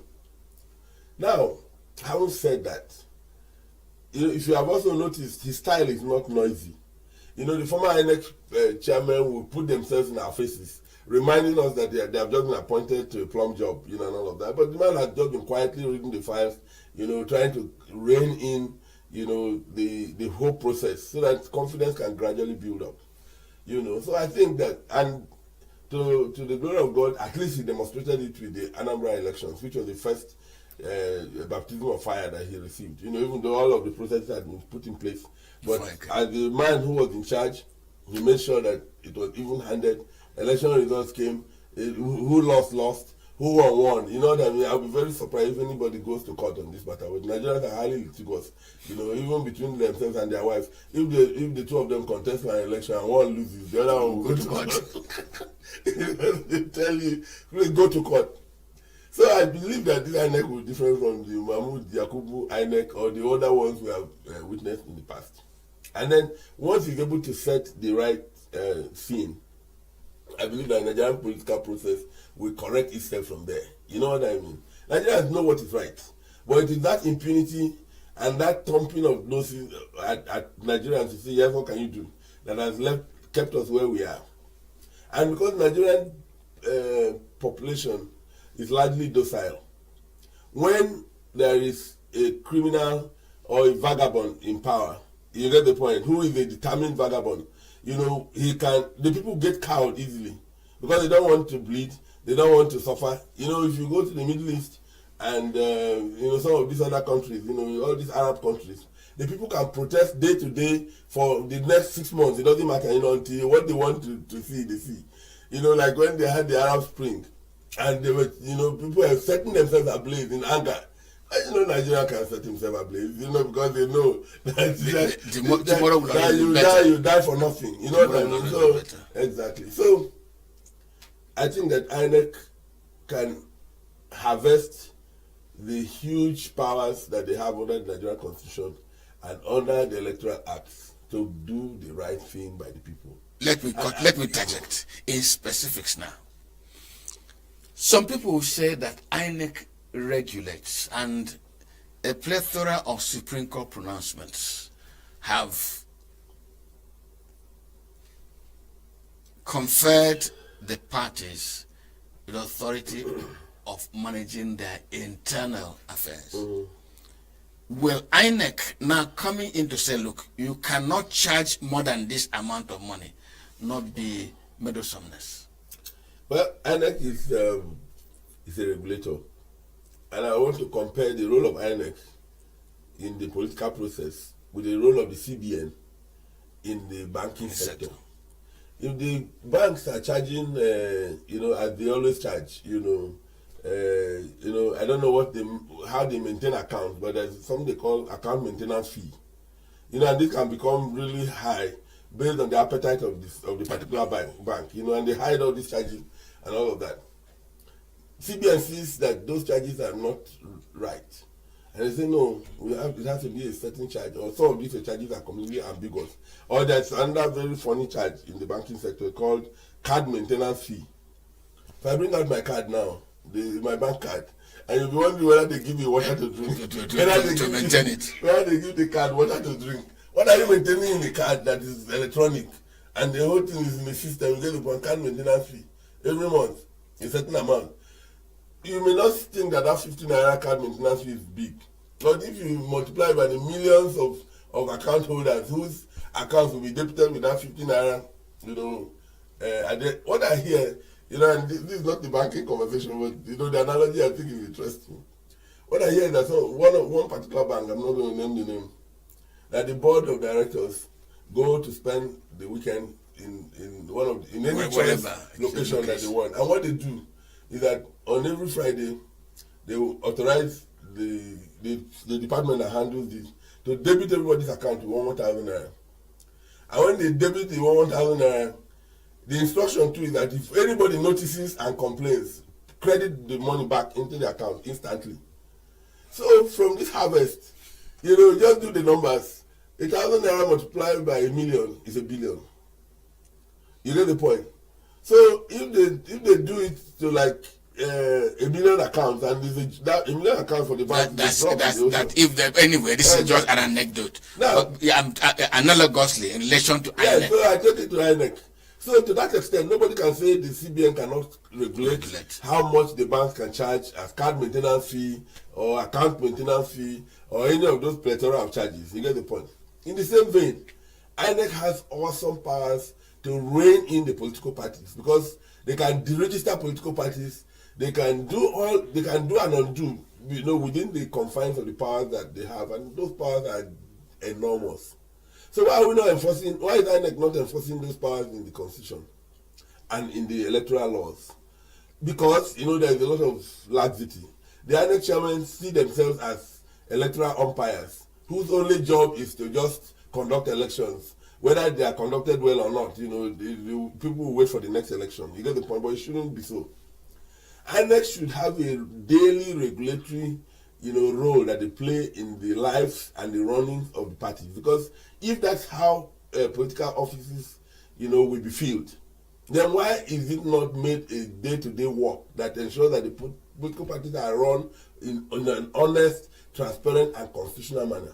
So to answer your question directly, INEC has the sole authority to determine what the political parties do, how they hold their elections, how they hold their meetings, even their regular meetings, NEC meetings, so INEC has offices in all 36 states of the Federation. The INEC in the states are supposed to monitor meetings, regular meetings of the political parties. But they're not doing that. The only time they take their job seriously is when, there's money to be made and when there's huge budget to be spent, But the INEC work is a lot more involved. And that's why we are suing in this particular case, we are suing only INEC and the Attorney General of the Federation. We are not joining the political party. We have nothing to do with them. Once you get the regulation right and they roll out the guidelines and say this is how it will be going forward, all of them either comply or they get thrown out of the system.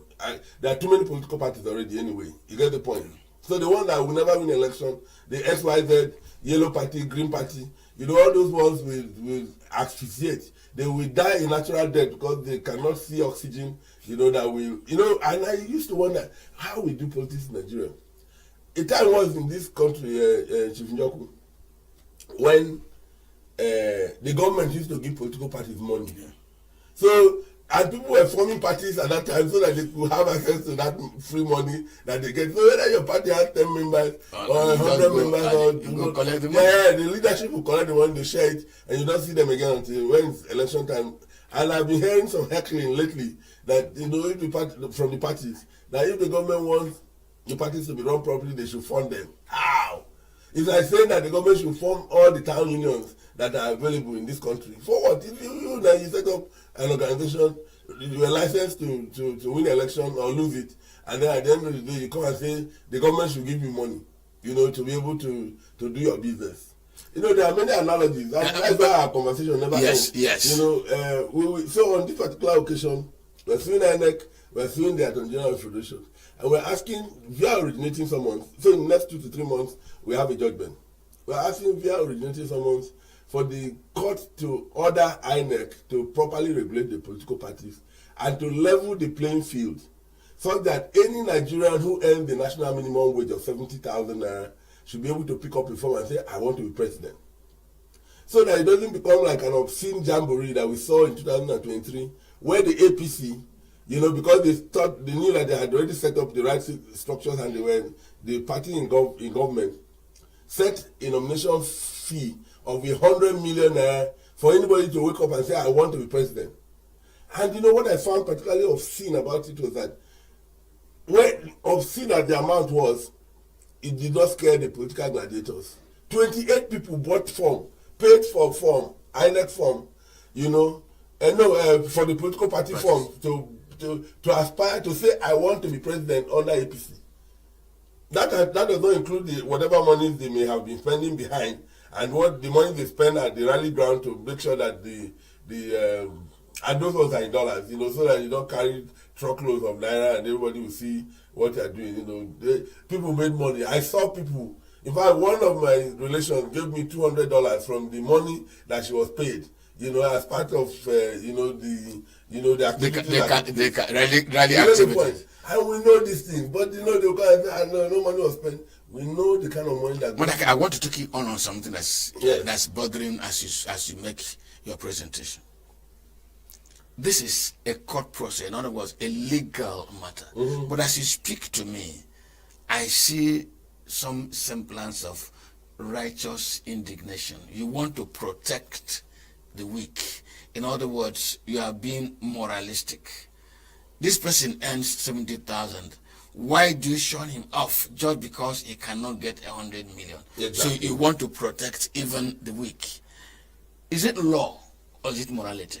It is law, and it is also morality. Help me and with the legal dimension. Don't forget that the best laws in this world are the laws that are founded on morality. Jurisprudentially, you know, law has to be based on morals. If you make a law now to say that it's capital punishment to not stop at a traffic light, and anybody who does not stop at a traffic light, as soon as it's captured on the other end, straight to the prison. You know, everybody will say, well, what is the meaning of this? When people are doing heinous things that are bandits and terrorists, these days we don't even know what the difference is between a bandit and a terrorist. I think they are all terrorists, quite frankly. You know, but it doesn't matter of semantics. Well, that's the story for another day. You now have, this kind of situation where a financial bar is placed on the head of anybody who dares to aspire. And that's why I call it a fight.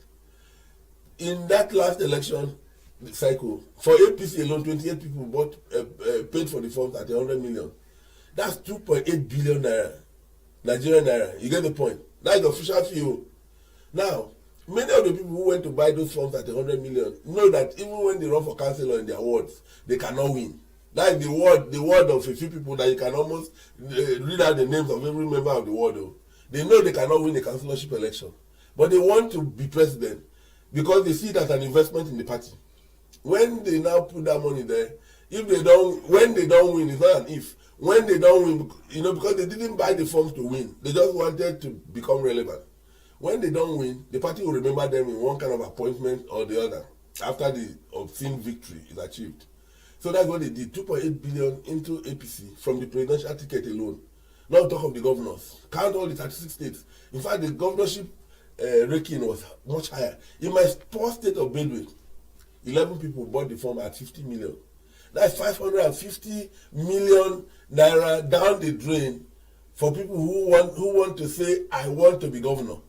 Not that they have been given the ticket to, I want to be governor, was 550 million. Give me a chance to test my popularity. In a poor state like Benue. Because the ticket was 50 million. I said, you mean we have 11 people in this state who have 50 million in the bank account, and they would not mind using it to buy a lottery ticket? Because it's a lottery ticket now, you get the point. Is that not supposed to be one of the most expensive lottery tickets in the world? But 11 people bought it. Many of the names of the people who bought those funds to run for governor in Benue in 2023, I have never heard it before. And I've been a Benue man for 59 years now, you get the point. So at least, and I've been in the political process, I should hear some names. Then when one Mr. XYZ comes and brings out 50 million and says, I want to buy funds. What I hear happens is that they give them these monies, and then, those who have a chance of winning want to break the votes. So when they sponsor other people to come and put down money, and the contestants are many, at the end of the day, the boys will be separated from the men, and the men will now take it and run away with it. In Nigeria, it's about snatch it. No. Let us cross it. No, but that is a part of the conversation of that. Nigeria political system is so funny and such a joke. That when there's no end to this kind of conversation, you get the point. So the point that is being made is that in every other political system, of countries that take themselves seriously, even in America that we borrowed our current presidential system from, the nomination form for the presidential ticket is $5,000. And that's about the average salary of a graduate in America per month. You get the point? So the idea is, if you earn $5,000, which is like you are earning the entry level salary for a graduate, and I can talk with authority because my daughter is an American citizen, and she's working in America now in Brookings, and her salary is about that within that range. You get the point. She's only 23 years old. So the idea of setting the ticket for any contest at the same level, which is what they have done in America, is that anybody who is anybody should be able to either raise the money himself or save for the amount over a short period of time, or have if he so aspires, or have enough friends who can chip in something, $500 there, $100 there, and the money is gathered. And not that one individual will go to the bank and take 100 million or 50 million out of his own money that he's supposed to use to pay his students' school fees, or organize improve his his community, or buy a house, and then or improve his community, and then he goes and puts the lottery ticket for a party. So if you Chief Joku, for you to know how obscene this story I'm telling you is, Benue, poor as we are, 550 million went down the drain. Nobody has seen the impact. In one party. Only one party, and there are several of the parties. And then of course the other party, the parties that have no hope, most people, they beg people to come and take their ticket for free, and they won't get it because that the ticket of some parties is bad luck. If you come and say, I've contested before, it's not what serious politicians are looking for. It is, can I win under this party platform? Because the parties have rated themselves.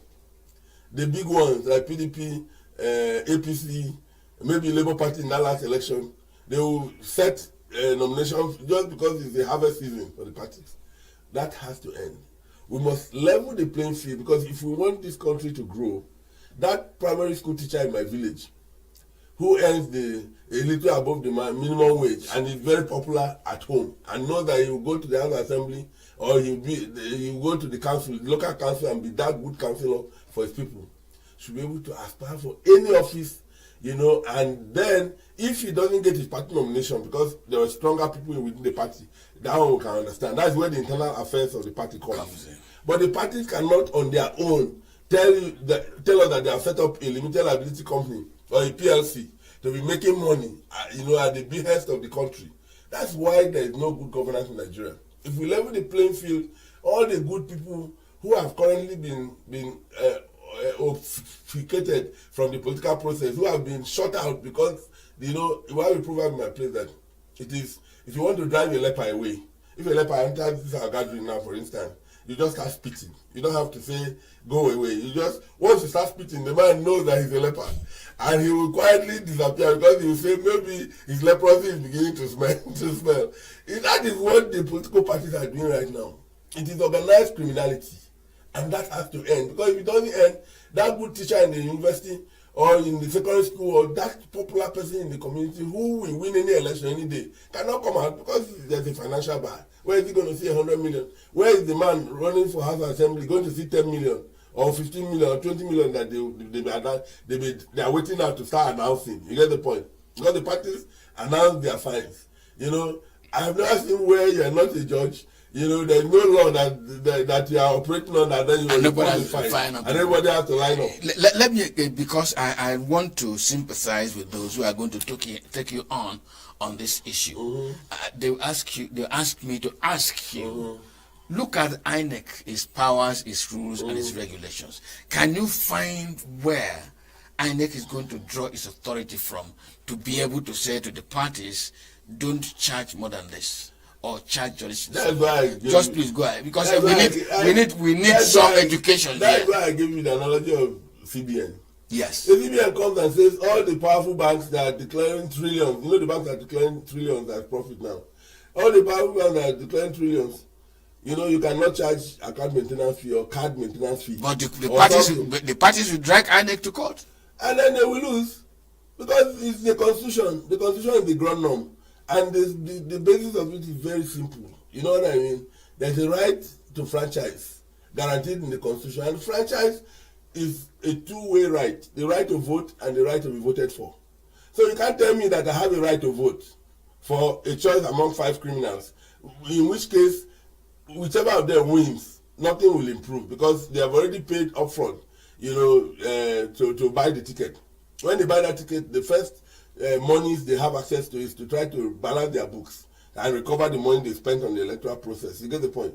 But if you level the playing field and everybody who is 18 years and above can come and pick up a ticket. In America, recently, one member of the House of Reps was barely 24 or 23 Young girl, she's not even from an American Caucasian. She was from one of the Arab countries as a migrant. And she came and she contested the election and she won. Trump was railing against her and making her, demonizing her, but she's there. She can't do anything. So see, our democracy is probably going to become the best in the world. But it takes a strong INEC chairman. It takes an energized and empowered INEC. And that empowerment doesn't need any more new law or anything, just the right person in the right job. And I think that picking up the current provisions of the mandate and implementing it. Thank God that is a good man. I know so. And he's also a decisive person, and he's a senior advocate of Nigeria. So he understands the law and he knows how to apply it. Whoever appointed him must be having sleepless nights now, because if they know that if that make put on you if I have known for years is the one that is the current INEC chairman. I'm not going to see him since he became INEC chairman, so that we pay him a costly visit at some point. You get the point? If he's the one that I know, he will do it according to the books, not caring whose ox is God. If you take him to through the judicial process, he will run with you all the way to the Supreme Court, spending minimal amounts. Because INEC used to give a lot of money to lawyers, in defending election cases and all that. And honestly, I don't know why they do that. Because for me, if INEC has done the right thing, they should just be nominal defendants in most cases. Let the party slug it out. But they'll just be there. If you join them, they're just there to say, okay, fine, we did what we did, and we believe that we have done the right thing. But they shouldn't so tediously try to prove that what they have done is right, beyond just leading the evidence that enables an unbiased judge to come to the right decision. You get the point? So I think that, INEC has all the powers that they already need, both in the Constitution and the electoral laws, to level the playing field. And if that playing field is leveled, Chimjoku, you will be shocked about the sort of genius that will be unleashed on the political process in this country.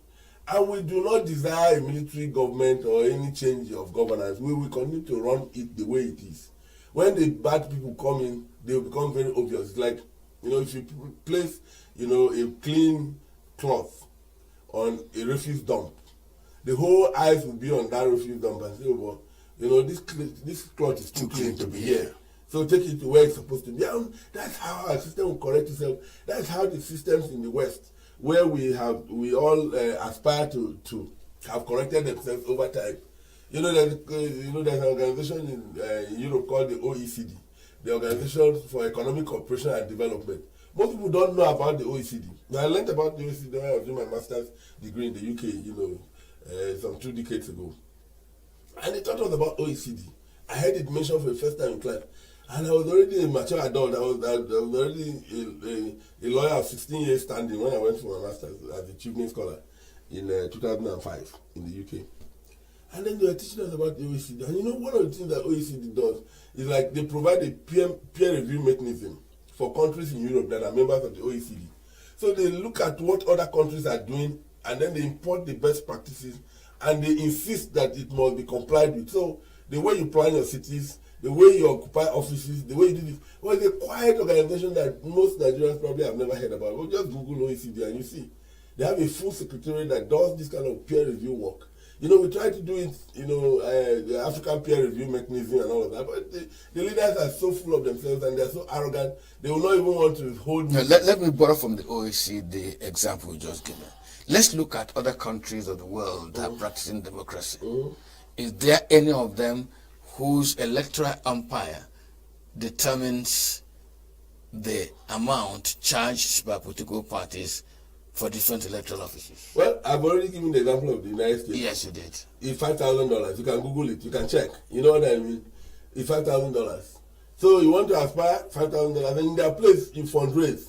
So, and you keep transparent records. Where the electoral laws have tried to impose, limits to the amount people can spend, but it's never done effectively, and nobody ever gets punished, for. That's what I was coming to. Money from wherever they can find it. I'm coming to that. Yes. Because if you say put a ceiling on the amount paid, it means it will also attract sanction if you exceed it. Exactly. So, and people get to go to prison for this. You get the point. In America, if you are running for election, all sources of income into the electoral process must be declared. And these days that we have electronic banking with BVN and all of that, once the organizations like EFCC, ICPC, they will monitor the accounts of people who are running elections. If there are huge withdrawals from wherever the account is, even if it's not in your name, but the BVN is the same, they say, hey, now how come this 100 million is moving from here to here? So nobody can carry 100 million in Ghana, must go back and say he's going to give it to a party official. You get the point? So it's because we have refused to regulate. When regulation is being done by honest people who have nothing to benefit from the outcome, but just to do an honest day's job for an honest day's pay, it doesn't take more up to 4 years. Let us look at what if this succeeds. I pray that His Lordship listens to you people, and he comes from the same point of philosophy as they're coming from, and sees and agrees with you. But let us see what advantage this is likely to unleash on the political process. As at today, one of the complaints when Nigerians raise about our political process, especially our political parties, is that they have allowed themselves to be captured by the money bags. And most of Nigeria's money bags who are willing to capture political parties are not some of the neatest in the flock. Their monies, I do not, I can't, their monies come in bundles.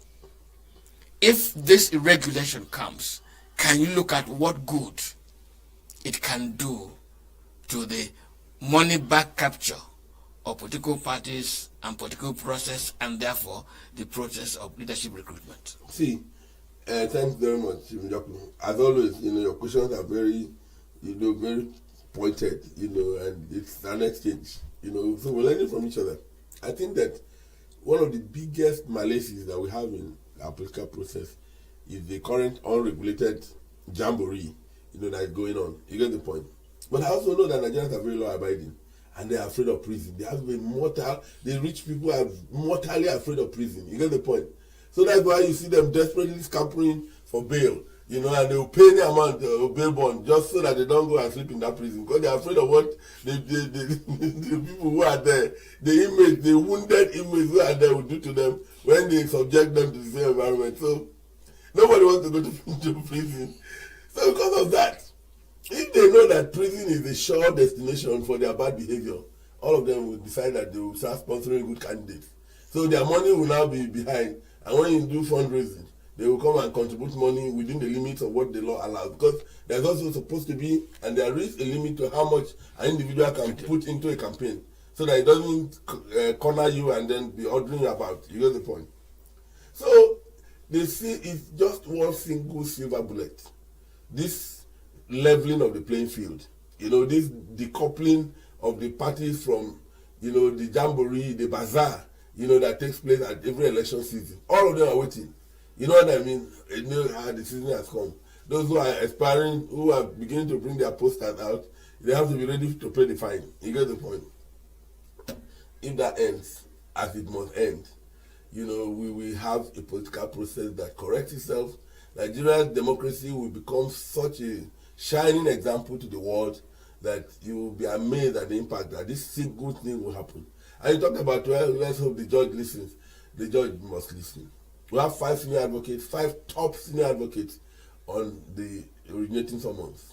And they are not easy, they are not mean people. These are people who see the law, see in the law, what others do not see. You get the point. And 10 other young lawyers, sharp-witted, who will provide the ammunition for the senior advocates to go to court and get this done. So when a judge is privileged to be assigned this case, in fact, as he's collecting the assignment of the case from the chief judge, his hands are shivering. So, but how? How can 5 senior advocates be facing me in this case alone? You get the point? So there are some kinds of cases that judges cannot play with, because they know that the interest behind them are so heavy, that you cannot afford to just mess around. That's also an indication of not just the conviction, but the seriousness of the issue that is before his For me, this issue is very, very serious. You get the point? And for years I've been trying to do this, you know, but I didn't have the organization behind which, you know, this can be done. You get the point? You know, everything is about organization. So when 2 years ago I decided to set up the Public Interest Advocacy Network in order to bring to life, you know, my passion for the law. You get the point? Actually, I'm a very passionate lawyer, you know, but anything I'm unable to do with passion, I don't do at all, because there's no point. You get the point? I've been a lawyer now 36 years, you know, par excellence. You know, when I was studying, I was best in every subject I took in law, every single subject. When I went to study law in ABU in 1985, between 1985 and 1988, when I graduated, I was the best in every subject, including Islamic law. I'm a Christian, you know, I'm a Catholic. I entered the university at 19. But every time they set exams, even in Islamic law, I was the best. Islamic Introduction to Islamic Law Part 1, I was the best. Islamic Family Law in Part 2, I was the best. Islamic Jurisprudence in final year, I was the best. So people were wondering how, you know what I mean? Where can this innocuous, you know, Christian boy from Benue, poor boy, that could hardly change his shirt, be coming to, you know, floor us? My classmates, they know they can't play with me. You get the point. But when I now went to work, you know, I started law practice, did like 5 years. I went to consulting with Arthur Anderson, then left Arthur Anderson after 2 years to join Shell, you know, for the deep pocket. And I was in Shell for 12 years. When I left Shell 17 years ago on voluntary early retirement to get into the political process and burn my fingers and eventually emerge as governor of my state, you get the point. I did it pointedly. You know, when I left Shell in 2008, you know, my last day on the payroll was May 18th of 2008. My salary per month was 1.4 million. 1.4 million naira was $10,000. That was $10,000 because the exchange rate was 140 to 1 at the time. But I left the job 19 years earlier than I would have needed to leave if I wanted to wait it out until my retirement. If I had not left when I left, I would have had 1 more year before my retirement. Because I'm 59 now, I would have been retiring at 60. Now, I give you this analogy to say that, and then when I left Shell in 2008, many of my friends wanted me to come back to law practice and then become a fan and all of that. But it didn't excite me. You know, how people say that if you want to make a career in teaching, you should look at the head of the headmaster. If what you see on the head of the headmaster on the wall as that young, energetic classroom teacher, don't disparage teachers. No, because you wouldn't be sitting here. I wouldn't be sitting here without that man with that on his head. No, but this is actually a proverb, and it's a proverb. Tell the person to stop the proverb. You know, and it doesn't mean to disparage. It means that you should choose other options of career. Because you're a classroom teacher, as a young teacher, very intelligent, very excited about education, about bringing people up. The highest you can go to in the primary school system is to become a headmaster. Yes. It might take you 30 years from when you started. So what you were saying is if you are entering there to go and make money, you know that this is not the place for you. No. So if you look at the head of the headmaster and you see that, you tell me what I want to be there. Well, I can't be this until 30 years from now. Do I want to start now, or I should go and look for something else that may pay me more? You get the point. So that is the objective of that is the idea behind this program, which I actually find very funny. The way you are asking, I think you are hearing it for the first time. But the point of it is, you know, so when they say I come back to law practice, go and argue cases and then become a fan, I say, well, you know, I'm more of a solicitor than an advocate. And this is another issue I'm going to take up. Well, I'm a solicitor. You know, I've been in oil and gas, electricity law, and all this while.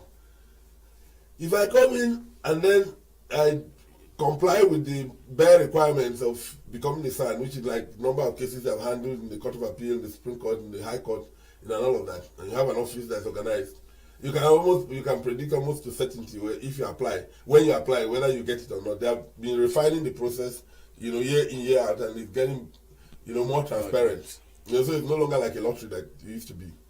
But the point of it is, if I'm an advocate, a solicitor, and you call me a senior advocate, it's a misnomer. Because in Nigeria, every lawyer called to the bar is both a solicitor and an advocate. Then you have law teachers.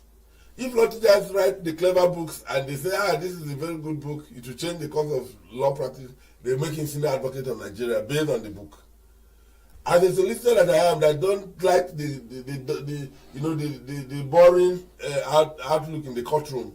You know what I mean? When judges barely talk at the base of their voices, people have to strain their ears to hear what the judge is saying. And then of course, when they used to do, now they've become more electronic. When judges used to record everything that was said in longhand, you cannot maintain your train of thought as a lawyer. If you have to talk, the judge writes, then you say, hey, or if your brain is telling you to talk faster and you start talking, you say, my friend, I'm recording what you're writing, what you're saying. Am I your typist? Am I your stenographer? You get the point? And then you lose your train of thought. The kind of law that I want to practice is law that gives me the passion to do what I want to do, not just to comply with all what the rules are. And I tell my friends, any rule that I'm not involved in the making of it, I don't obey it. You get the point? I want to be part of the thinking behind the law. We are digressing. Yes, so, I even want to bring you back to INEC. This money being charged by the parties, how it impacts on the process, its consequence, and the advantages we are going to harvest if his lordships listen to 5 senior advocates, you said 10 other lawyers, that's 15, that's a lot of people, a lot of lawyers showed interest in this matter. But the politicians will also say, you're a spoiled sport. After all, in this game, you deploy all your arsenal, including your money. It's part of the recruiting process, it's part of the qualification. You might as well say somebody who is bankrupt just because you want to be moralistic. And the Constitution says he has a right to vote and be voted for, even though bankruptcy disqualifies him. Exactly. I'm just being hyperbolic. That you might as well say beggars should ride on horses just because they so wished. Yes. And it doesn't happen. That you are a meddlesome interloper. You are nosy. A beggar can ride a horse if he has maybe 1,000 naira or 500 naira that he has just been dashed. If he goes to Jabi Lake, there are horses there waiting to just be paid for and ride. So that proverb alone, that if wishes were horses, beggars will ride, is non-extinct. But the beggar can give him money to pay that 500 naira or whatever it takes to ride a horse at Jabi Lake. And not to talk when you go to Bar Beach in Lagos or wherever, you get the point. We will bring those horses, for commercial purpose, just like riding Okada. So please, riding a horse is no longer such a big deal. I think that proverb came about in those it was royalty. Exactly. Horse-driven chariots, and all of that. But now, the playing field around the riding of horses has been leveled. As we are now trying to level it, for the political process. You get the point. But the point of this is, not every person will come to say they want to aspire. Correct. Because the parties will still have their rules. You know what I mean? And then there will be a contest. There will be a proper primaries, which will be monitored by INEC to make sure that they don't clobber down people that they don't want. By the time you emerge through that process and you become a candidate or you are not a candidate, you know that you lost. Just like the election, the Anambra election, those who lost know that they lost. They go to court, they just enrich a few lawyers, and waste their time, but there's no way a court will declare that the election was not properly conducted. When you're a politician and you lose the election, you know you have lost it. In fact, if you are not going to win, you know you will not win, even before the election day. You get the point. So that's aside. So to that extent, anybody will say, well, there will be too many players in the field, everybody will call every Jack and Jill. The parties will make money because it's a game of numbers. If everybody who earns the national minimum wage can buy the form, that's a 4-page form that didn't cost the parties more than 1,000 naira to print, if they buy it for a flat amount of money, let's even say 10,000, you know what I mean? And then if 100 people buy forms for 10,000, or 1,000 people buy forms for 10,000, you can imagine that the figures are already adding up. So it's just like the Coca-Cola effect. You go to any country, you can buy a bottle of Coca-Cola. I don't want to put a charge on you. Okay. I don't want to give you a bill. No, okay, that I'm advertising Coca-Cola. Oh, yes. No reason to advertise Coca-Cola, Yeah, but no, you and I know that, a Coke or a Pepsi or whatever it is, a soft drink is a soft drink. Thank you. Exactly. So, but if I've advertised Coke, please, find Coke. They didn't pay me. It didn't come, yeah? Exactly. It's you I know. Okay, no problem. Send a bill and then see whether we will not contest it in court.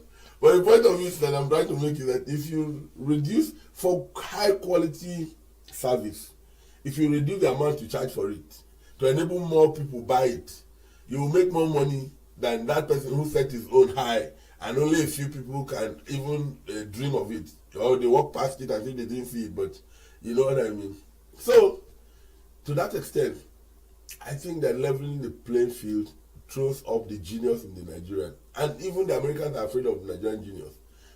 Trump himself, as brash as he can be sometimes, has acknowledged the genius of the Nigerians. You get the point. So to open the field for more people. So more good people, both who are here or who have been forced into the Japan syndrome because there is no space for them around, will come back here.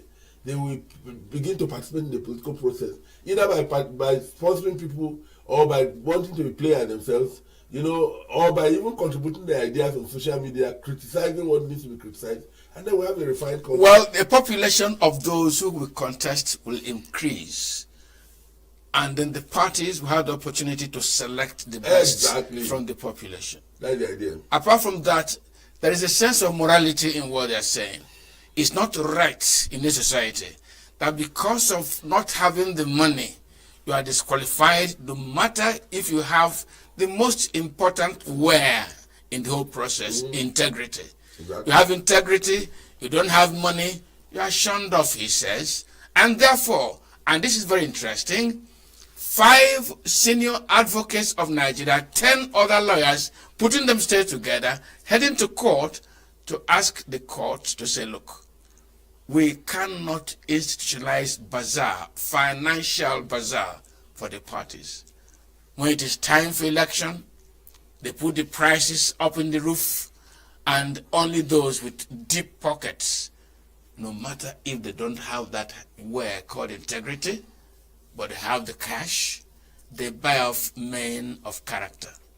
And he says, that's the moral dimension to it. The other side of it is that the parties have a right to bring out as many people as possible by lowering the fees, and then the primary election process will sieve the wheat from the tar. My friend Madaki, we are no longer contenders. We are friends this morning. Yes. Thank you very much for coming to the program. Always a pleasure. Always a pleasure. My name is Wabos Njoku. This conversation never ends. Please follow us as you follow this case. Each time I make you that promise, as they head to the courts, we head there with the cameras. We follow this case and we see how it ends. It is significant. It could be a watershed if INEC is gotten by his lordships to do what Madaki says is the right thing. For the rest of the day, please invest your time properly and enjoy yourself, and good morning.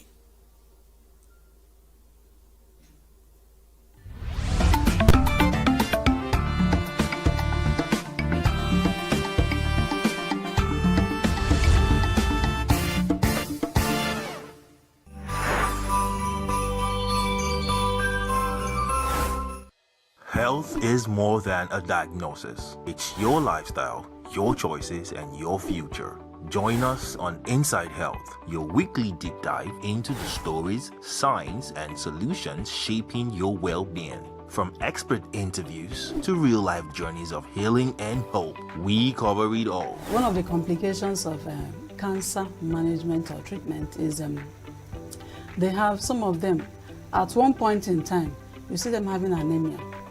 Okay, so you see them at times being transfused.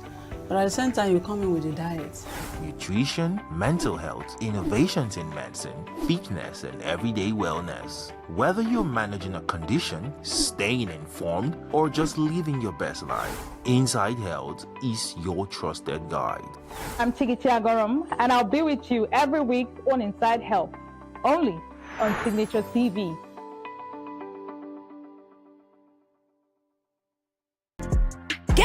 plugged into the heartbeat of entertainment on the Hub, your ultimate show on e-vibes.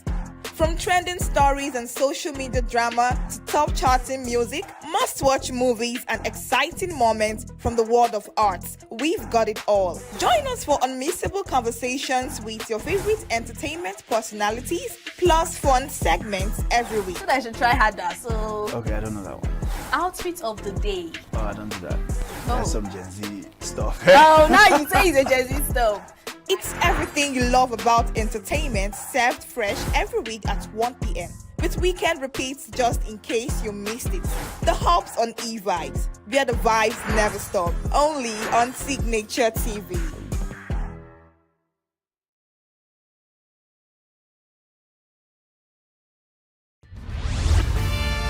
We are local. International communities observing Just finished the Where the main market is in chaos. People are We are national. Those in support of this motion as amended, say aye. We have taken the vote by default. We are international. Israeli airstrikes. Donald Trump left us the worst unemployment.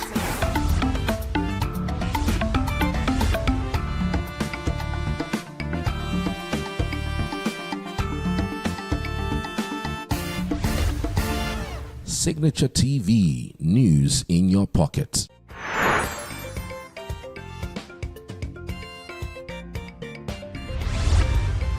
Signature TV, news in your pocket.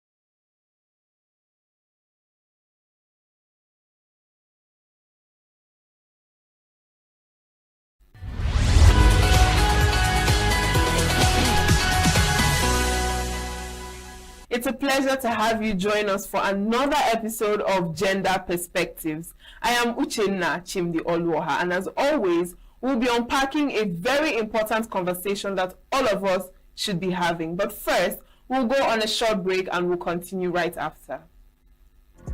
Get plugged into the heartbeat of entertainment on the Hub, your ultimate show on e-vibes. From trending stories and social media drama to top charting music, must-watch movies and exciting moments from the world of arts, we've got it all. Join us for unmissable conversations with your favorite entertainment personalities, plus fun segments every week. So I should try harder. So Okay, I don't know that one. outfit of the day. Oh, I don't do that. That's some Gen Z stuff. Oh, now you say it's a Gen Z stuff. It's everything you love about entertainment, served fresh every week at 1 p.m. with weekend repeats just in case you missed it. The Hubs on e-vibes, where the vibes never stop. Only on Signature TV. Welcome back. Now, who really gets to decide what happens to our bodies? Is it the individual, the law, the state, or the society at large? Well, this question brings us to our topic of the day, which is on reproductive rights. Whose choice? Whose voice? Well, this conversation is about more than access to health care. It's about power, it's about autonomy and justice. So we'll explore how gender and law shape who is heard and who is left out when it comes to making reproductive choices. Now let's look at the background report. Reproductive rights rest on the recognition of the basic right of all couples and individuals to decide freely and responsibly the number, spacing and timing of their children and to have the information and means to do so, and the right to attain the highest standard of sexual and reproductive health. They also include the right of all to make decisions concerning reproduction free of discrimination, coercion and violence. Reproductive rights rest on the recognition of the basic right of all couples and individuals to decide freely and responsibly the number, spacing and timing of their children and to have the information and means to do so, and the right to attain the highest standard of sexual and reproductive health. They also include the right of all to make decisions concerning reproduction free of discrimination, coercion, and violence. Reproductive rights, often described as the cornerstone of bodily autonomy, go far beyond access to contraception or abortion. They encompass the right to make informed decisions about whether, when, and how to have children, as well as access to comprehensive reproductive health care, education, and freedom from coercion. Globally, these rights are recognized as essential to achieving gender equality and social justice. Yet, in Nigeria, as in many parts of the world, reproductive rights remain deeply contested, shaped not only by the law but by intersecting layers of religion, culture, politics, and gender inequality. The global discourse around reproductive rights often centers on access to contraception, safe abortion, maternal health care, and fertility services. However, reproductive rights go beyond healthcare. They are also about voice, choice, and control. Who gets to decide what happens to a person's body? Who is included in policymaking? Whose reproductive experiences are acknowledged, and whose are overlooked or criminalized? In most countries, the conversation around reproductive rights is fraught with tension and complexity. Legally, Nigeria's reproductive health landscape is restrictive. Abortion, for example, is criminalized under both the Criminal Code, applicable in southern Nigeria, and the Penal Code, applicable in the north, except where the life of the pregnant person is at risk. This narrow exception excludes circumstances such as rape, incest, or severe fetal abnormality, a stark contrast to international human rights standards. As a result, many women and girls turn to unsafe procedures, contributing significantly to high maternal mortality rates, one of the worst in the world. Adding to this complexity is the way reproductive rights are often used as political tools. Governments and institutions frequently regulate reproductive autonomy as a means of controlling populations, reinforcing gender roles, or appealing to moral majorities. The rise of conservative, anti-gender movements across the globe has led to a rollback of hard-won reproductive freedoms, further silencing the voices of those most affected. But the legal dimension is only one part of the story. Reproductive rights in Nigeria are also shaped by patriarchal norms, religious beliefs, and socioeconomic disparities. In many communities, reproductive decisions, from contraception to childbirth, are heavily influenced or controlled by male partners, religious leaders, or cultural gatekeepers. This limits the autonomy of women, especially young girls, who often lack the power, resources, or information to make independent choices about their bodies. Furthermore, the voices of marginalized groups, such as rural women, persons with disabilities, and internally displaced persons, are often excluded from public debates and policy making around reproductive health. These populations face not only stigma but also systemic barriers to accessing care, including cost, distance, discrimination, and legal invisibility. There is also a major information gap. Comprehensive sexuality education is not widely taught in schools, and where it exists, it is often watered down or censored due to religious and cultural opposition. This leaves many young Nigerians uninformed about their reproductive health rights and vulnerable to myths, misinformation, and preventable health risks. The legal system, while a potential tool for justice, has yet to fully rise to the challenge of defending reproductive rights. Cases related to reproductive health rarely make it to court due to stigma, lack of legal awareness, and limited access to justice. However, there is growing momentum among female legal practitioners, civil society actors, and youth-led movements who are pushing for reform, from advocating for the domestication of international human rights treaties to demanding comprehensive health policies that reflect the lived realities of Nigerian women and girls. Ultimately, the question, whose choice, whose voice, demands a reckoning with who gets to participate in decisions about reproductive health and who is silenced or ignored. It calls on us to challenge systems that limit bodily autonomy and to ensure that reproductive rights are recognized not as privileges for the few, but as fundamental human rights for all. In conclusion, reproductive rights are not just about access to services, they are about equity, dignity, and self-determination. Addressing the question of whose choice, whose voice, means actively centering the voices of those historically excluded from the conversation. It means building systems and policies that are inclusive, rights-based, and responsive to the diverse realities of people across the gender spectrum. Until we do that, reproductive freedom will remain a privilege for some, rather than a right for all. Get plugged into the heartbeat of entertainment on The Hub, your ultimate show on eVibes. From trending stories and social media drama to top charting music, must-watch movies and exciting moments from the world of arts, we've got it all. Join us for unmissable conversations with your favorite entertainment personalities, plus fun segments every week. I should try harder, so... Okay, I don't know that one. Outfit of the day. Oh, I don't do that. That's some Gen Z stuff. Oh, now you say it's a Gen Z stuff. It's everything you love about entertainment, served fresh every week at 1 p.m. with weekend repeats just in case you missed it. The Hub's on eVibes, where the vibes never stop. Only on Signature TV. Well, reproductive rights are often framed as a matter of personal choice. But in reality, that choice is shaped, limited, or even denied by laws, policies, cultural norms, and systemic inequalities. Now, around the world, and right here in our own community, we must ask, who truly has the power to decide? Whose voices are heard in shaping reproductive laws, and whose experiences are left out of the conversation? Now, this topic invites us to think beyond the surface and to consider how gender, class, and legal structures intersect in complex ways. Because when it comes to reproductive justice, not all choices are equally protected, and not all voices are equally valued. Now, to help us unpack these critical questions and deepen our understanding of the legal and human rights dimensions of reproductive justice, I'm honored to welcome our guest today, Ogechukwu Agbo. She's a legal practitioner. Thank you so much for joining us on the program. Thank you for having me. It's a pleasure having you here. Thank you very much.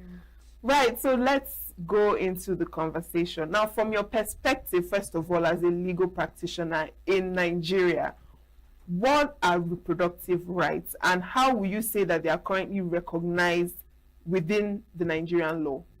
Okay, reproductive rights are basically the rights of women to have autonomy over their body. Includes the right they have over both sexual and their reproductive health. Now, this right is basically your right to make decision when it comes to your body. Deciding whether you want to have a child, how many children do you want to have, deciding if a particular pregnancy you ought to terminate it or not. Mm-hmm. Now, in our laws, Nigerian laws, abortion actually is criminalized, both in our criminal code and the penal code. The only exception is where the life of the mother is at risk. Now, because of that, women in Nigeria do not have the right to abort a pregnancy, maybe simply because it was contracted through maybe sexual abuse. Yeah. And it is quite wrong, because these rights internationally have been enshrined. Yeah. And it is quite funny because we, as a country, we have ratified many of these conventions, many of these international protocols and laws. And I find it difficult to understand why in Nigeria we don't have a codified law that protects women's right to reproduction. But however, there are also laws actually, that Nigerian laws that are related to it, but it is not direct as it ought to be.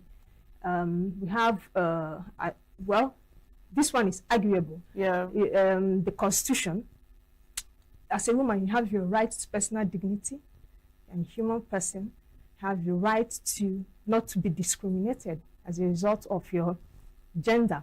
Now, but this is arguable. Also, in Chapter 2 of our Constitution, we have the right to basic health. Now, this Chapter 2 is not justiciable. What it means is that you cannot go to court and enforce it. Now, if you're a woman and you're in a hospital and your health is being jeopardized because of some maybe negligence or as a result of some medical, inefficiencies, you can't actually sue the government. Do you understand? You can't sue the government, although you can sue the hospital for negligence. Well, however, we should have these rights protecting women. That is my opinion. Apart from the Constitution, we also have our law, the National Health Act. Now, this act ensures that women, pregnant women, are given the care they ought to be given. And if there are cases of emergencies, that they are attended to as when due. Then we also have this Violence Against Persons Prohibition Act. Now, this right protects women in the sense that it prohibits any form of violence against women, be it rape, sexual abuse, even genital mutilation. Is against it. That is the law in that regard. Also, we have a law protecting our girl child. It is the Child Rights Act. This law protects our children from underage marriages. Okay. Now, these are laws here and there that protect women, but we need to have a law that is stricto sensu, enshrining the rights of women when it comes to reproduction. Because at the end of the day, it's the woman that will carry the pregnancy to term, and it is also the woman that would deliver the pregnancy. And there are international laws that protect women, which Nigeria as a country has ratified, like I said, like the Maputo. There is Maputo Protocol. It is from the African Charter on Human and People's Rights. This law is saying that every government ought to protect reproductive rights of women by ensuring that a woman is entitled to safe abortion where the pregnancy is as a result of sexual abuse, rape, or where the life of the woman is at stake, or the child, the fetus. If the life of the fetus is at stake. Okay, now in Nigeria, our own law is only where the life of the woman is at stake. Okay, so what about the fetus? Where the life of the fetus is also at stake, is abortion not an option? Or where it is seen that the fetus is abnormal, or do you understand? It should be an option. Okay, it should be an option. The woman should have the right to decide whether you want to reproduce or not. Considering what women go through in childbirth, is a 50-50 chance of survival. Okay. Yes. Now we have laws. The problem is we don't have a particular law talking about this particular issue. There are a lot of laws that you can, as a woman as well, rely on to protect your reproductive rights in Nigeria. But you also, there was something you mentioned when you were speaking. Earlier you made mention of some laws and you said they are arguable. Yes, I talked about the Constitution. I said the right to dignity of human beings is arguable. It is arguable in the sense that you can say that your right to dignity as a human being is infringed on as a woman. You have the right as a person to decide what happens to you. You have that autonomy as a person to decide what happens to your body. It is arguable in the sense that we have cultures in this country. We have religions and cultures. And some of our cultures limit these rights in the sense that you could be talking about your right to dignity as a human being. Then in your culture or your custom, the man is the head. I'm actually coming to that. You understand? So that's why I said it is arguable. You can argue on your fundamental rights. You can, and on the other divide, someone can say that in your culture, you do not have a say. And that stands as well. It also stands. So that was why I said that is arguable. You could, from your constitution, enforce your right to dignity of human person as a woman. Now there is chapter 2 of the Constitution, which provides for basic health care to everybody, but that one is not justiciable, you can't go to court to enforce it. You can't sue the government on that basis. Wow, that's quite a lot. So does this mean that the law is ineffective when it comes to these things? Because if it's not justiciable, like you said, what is now the point of having that law there if the person who has the problem cannot take it to the court except just to sue the hospital? The chapter 2 of our constitution is injusticiable, in the sense you can't sue government for not providing basic health. Okay, there are things you can't sue the government for. Okay, and those are provided in chapter 2 of the constitution. Now there are a lot of arguments on that. People are of the opinion that it should be enforceable. I am of the opinion that it should be enforceable. For it to be there, it should be enforceable. If not, why is it there in the first place? Okay? Yeah. But chapter 4, which provides to you a right to your dignity as a human person, you can enforce it. But that is the one I said it's arguable. Yes, exactly. So now, with all you said, do you think that these rights are understood? Like, do you think that the Nigerian public or Nigerians generally even understand the concept and the idea of reproductive rights as a thing? Even policymakers, aside from Nigerians, even policymakers as well, do you think that they understand the idea behind something called reproductive rights? And do you think that they even think it is something that important to, give some form of attention to? This is why I am of the opinion that we should have more women in our lawmakers. We need to have more women there because they are the ones that will understand this concept better than men.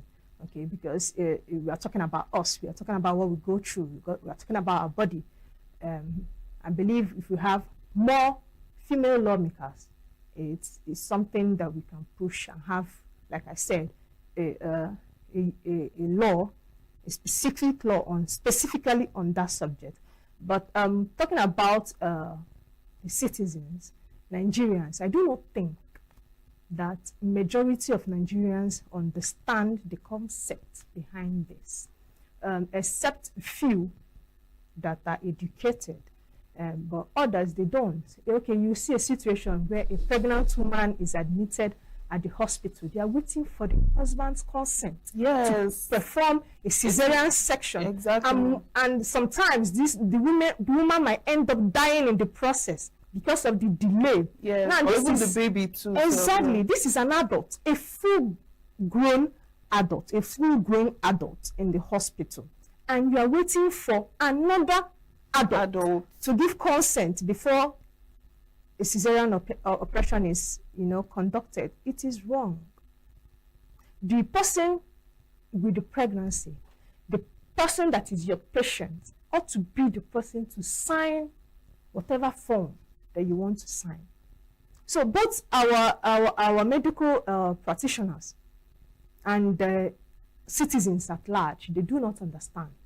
Because if they do, things like this would not be happening. Your patient, it should be the one you are consulting. She should be the one you are telling what the risks are, the benefits. And this is what I call informed consent. When you tell the person what the cesarean operation is going to entail, the risk, the benefits, the person will be able to make an informed decision. Exactly. Not the husband. This is the person who is going to go through the entire process. That person should be the person to make that decision. Except, the exception is except when the person is not conscious. Okay. If the person in question is in coma, then you can look for another person, maybe a next of kin, that will make that decision. Yes. So now I'd like to know, do you think that men have a role to play in reproductive rights? And I'm not just talking about they should also put into consideration women, and I mean themselves as men. Do you think that they also have reproductive rights that should be looked into as well and enforced? Yeah, certainly. Yes, So, because reproduction cannot happen without men, exactly. So while we're talking about the women and, what about them? What are their own, reproductive rights? Yeah, they should be able to decide whether they want to reproduce or not. And it is okay if a man says, I do not want children. But in our society, it's seen as abnormal. Yes. When someone comes to say, I do not want to have a child. It's also okay to say, I just want to have one or two, and that is okay. Okay? The society, but in the society that we are in, if you have one child, they'll keep asking you, what is going on? Yeah. They see it as maybe there's a problem. Well, it shouldn't be so. Okay? Just as women have rights to reproduction, men also should have rights to reproduction. Because without their sperm, I mean, reproduction cannot take place. Exactly. But it seems as though most of the issues arising from reproduction and reproductive rights are usually more on the women. That is because we are the end product. Okay, their sperm is needed in the initial stage of reproduction, but after that we carry the fetus for 9 months and we go through the pain of delivery.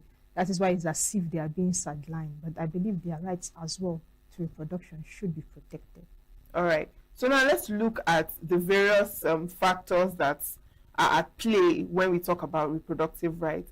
Let's look at the cultural, the religious, and the societal factors. We'll take it one by one. So when it comes to culture, religion, what are those things, what role do they have to play, when it comes to how people see reproductive rights? How does it play out in our society? It plays a very big role in the negative sense most times, because this issue of genital mutilation, many people still practice it currently. Okay, and it is wrong. They still believe that a woman ought to go through that process of childbirth, and it is wrong. Okay, it affects a woman's right to reproduction. Doctors will tell you that a woman that is circumcised has more risk during childbirth than a person that is not circumcised. And I wonder why it's as if it's very difficult to stop it, even when we have laws that has made it a criminal act. But still, there are people, if you go to these villages, there are people that still practice it to date. It's a very big problem. And in order for us to solve that problem, you need to sensitize them. They need to know why it is a bad cultural practice. Not just saying that it is criminalized. You cannot just make laws and without the people you're making the laws for do not understand why you are saying this is a criminal act. So is that sensitization, education, educating the masses is very important. Then you talked about religion. Religion is also a very big factor. Our brothers in the north, they believe in underage marriages. It's also a problem because a child shouldn't be able to know. A child knows nothing. Okay, a child cannot give you that informed decision about her body because the child has not attained the age to know what is really good for her. And but there they see it as a normal thing. They marry off their children at the age of 13, 14, 15. Okay, it is a very big problem. But like I said, to solve it, they also need to be sensitized. Let them not see that we are fighting their religion.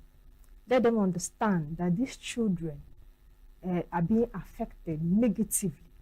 Let them see the negative effects of underage marriages. Okay, I believe if they have proper sensitization, we start from their religious leaders, I believe it will get to the grassroots. Okay. I believe so. And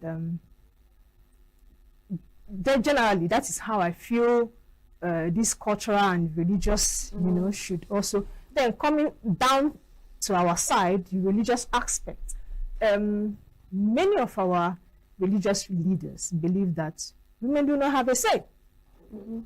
So as long as you are married to a man, you do not have a say as to how many children you're going to have. You do not have a say as to whether a particular pregnancy should be terminated. Okay, even when apparently it is disturbing the life of the woman. They will always tell you to pray about it. There is nothing God cannot do. Pray, you will be okay.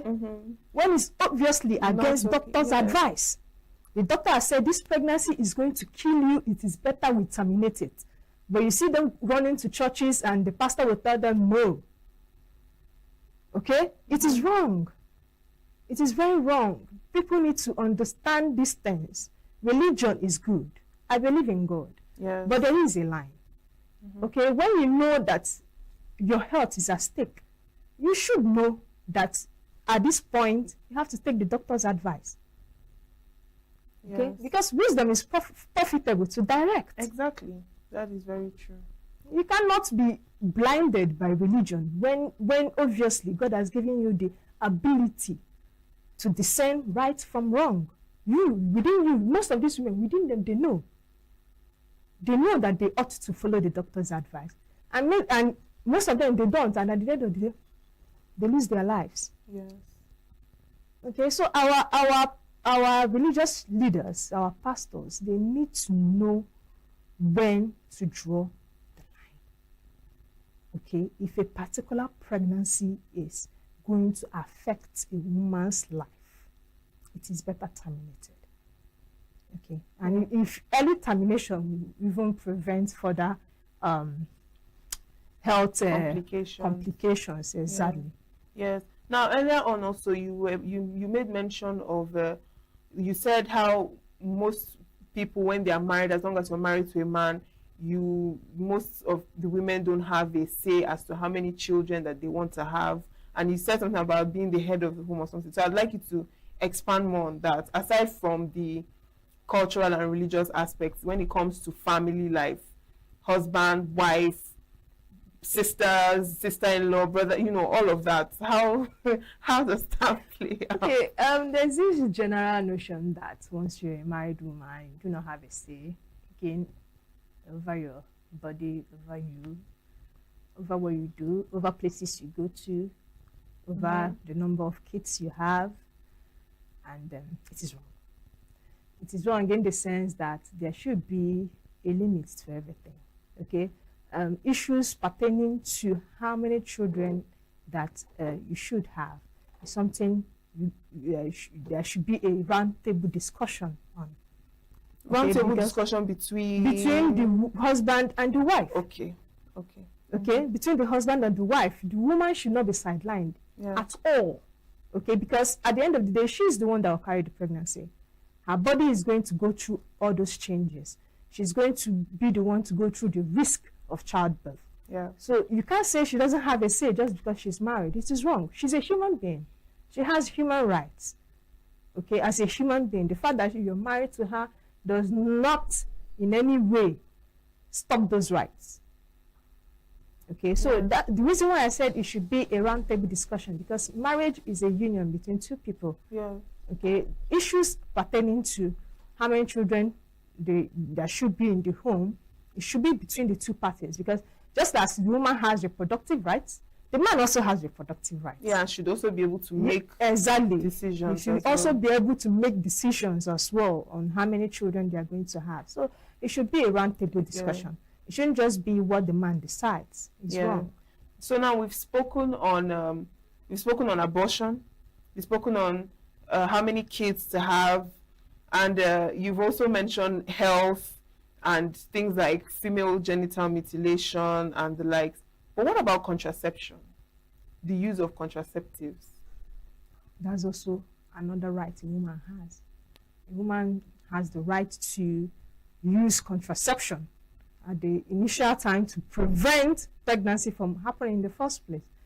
Okay, and as a matter of fact, contraception is that kind of medicine that most people are not proud to buy at medicine stores, but you should be proud to buy it because it is something that will prevent future problems for you as a woman. It should be something that should be easily accessible to women. As a matter of fact, women hardly go to pharmacy stores to ask for those drugs. Once you ask for them, I mean, the looks. Yes, the judgmental looks, you know, it is wrong. People need to change their mindset about contraception. Okay? As a matter of fact, once a child is of age, you need to teach the child some sexual education and use of contraception as well, so that they can prevent unwanted pregnancy. So, because abortion in Nigeria is not legal. But contraceptive medicines are legal. So why not teach the child the right thing? Why not teach the child the way to prevent something that might be illegal in the future? Okay, so I believe that people should be sensitized on that as well. So from what you've said that it's important that once a child is of age, which is 18, the child should be able to know, or the parents or the guardians or the teachers should be able to talk to that child about sex education and reproductive rights as well. So would you, and you know, in our Nigerian society, I mean, we know how this kind of conversations are being approached. It's not that open. It's not something that most mothers would be open to discuss with their children or to their daughters or their sons. So would you say that that is in a way infringing on those children's reproductive rights? Wow. Can you say something like that? Yes. When you don't give them the information? I'm saying that because information as to reproductive rights is part of what reproductive rights is all about in the very first place. A woman has to know what her rights are when it comes to her body. Okay, she has to know that there are decisions that she has to make for herself when it comes to her body. Information as to sexual orientation and sex education is also very important for a woman to understand what her rights are. If you are denying that child that information, you are infringing on that child's right to reproductive, her reproductive rights. And but you know, let's be practical. This is Nigeria. Yes. And most parents, they see it as a no-go area. They see it as a matter of fact that you are spoiling the child, but it shouldn't be so. Okay, a child needs to know what a child needs to know at the appropriate age, of course. And let's also be mindful of the fact that we are in the era of social media. We are the era of internet. So what you don't teach a child, they'll learn it the wrong way. So why not sit the child down and teach the child the proper thing? When you're not letting the child know what the child should know, the child might enter social media and see it. Yeah. Okay, so you are not actually protecting your child. You're exposing your child to the wrong thing. The protection comes when you sit the child down and you teach the child. So when the child goes to maybe social media or the internet and sees something like that, the child will remember. Oh, my mom told me this. Exactly. My mom told me this, and she said this one is wrong, this is right, this is what I should do in situations like this. Okay? But when you leave the child totally blind, the child is learning something entirely new, and it's not from you. It could go wrong. Another thing is that some of the parents are not also informed, and so they end up giving their children wrong information. That's also another thing. That is also another thing. So we need to sensitize people, and also people need to have an open mind concerning things they do not know, because that's the problem we have in our society today. People don't have open mind to things that are new to them. Yeah. Okay, if you have open mind to learning, to discovering new things, to things that you do not know, you'll be able to, when you learn something like this, you won't be like, this is not what we were taught. This is not what my mother told me while I was growing up. But your generation and this generation is not the same. Not the same. Okay? So you have to be open to learning, open to change, open to applying the change to the new circumstances, okay, around you. And yeah. All right, so I'd like to ask more personal questions now.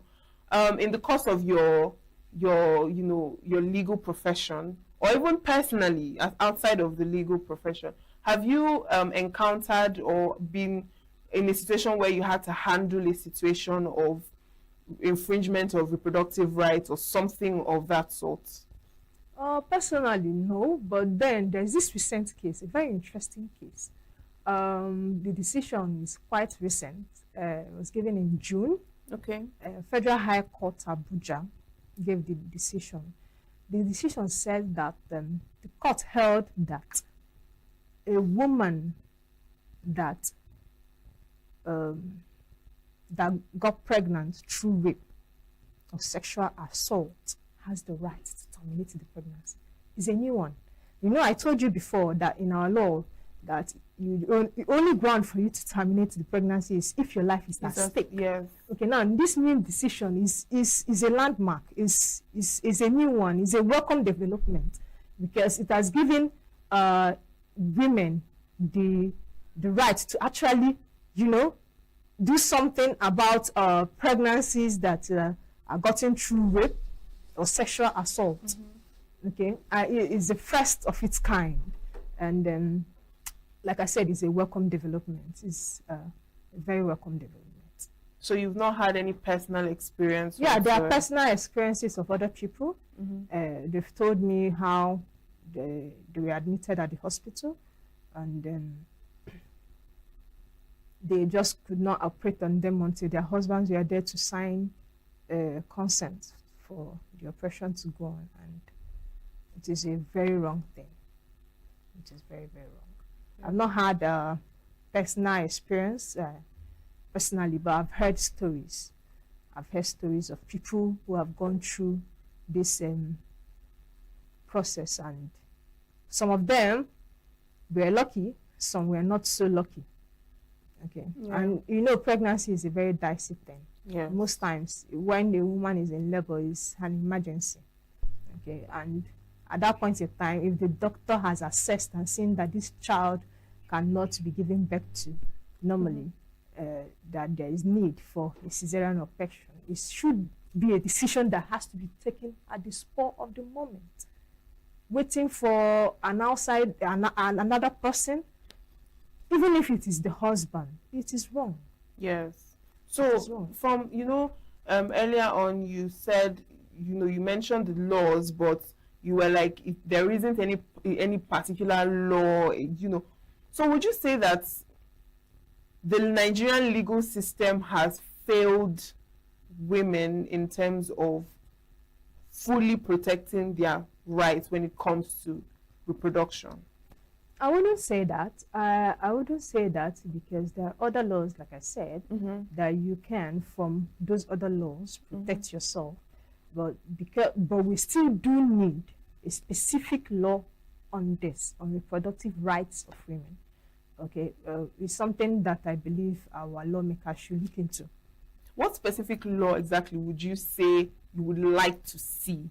Something like a reproductive rights, Women's Reproductive Rights Act of Nigeria. Okay, strictly women's reproductive, not just reproductive rights generally for both men and women. Women's Reproductive Rights Act. Okay. I'm a woman, so I can only speak for women. Of course. Yes. Okay. Something like that. In as much as, like I told you, that there's a new case, I know our case laws are also laws, okay, on that issue. In as much as there's a new case on it, we do need to have a law, because there are a lot to talk about when it comes to reproductive rights of women. It's not just about what that case decided. There are a lot to talk about. There are a lot of laws that needs to be in place, and for us to have a codified law, you need something specific on it. Yes. Exactly. So would you say that just like you said about how some of these things are not are arguable depending on maybe the culture or the religion of the person.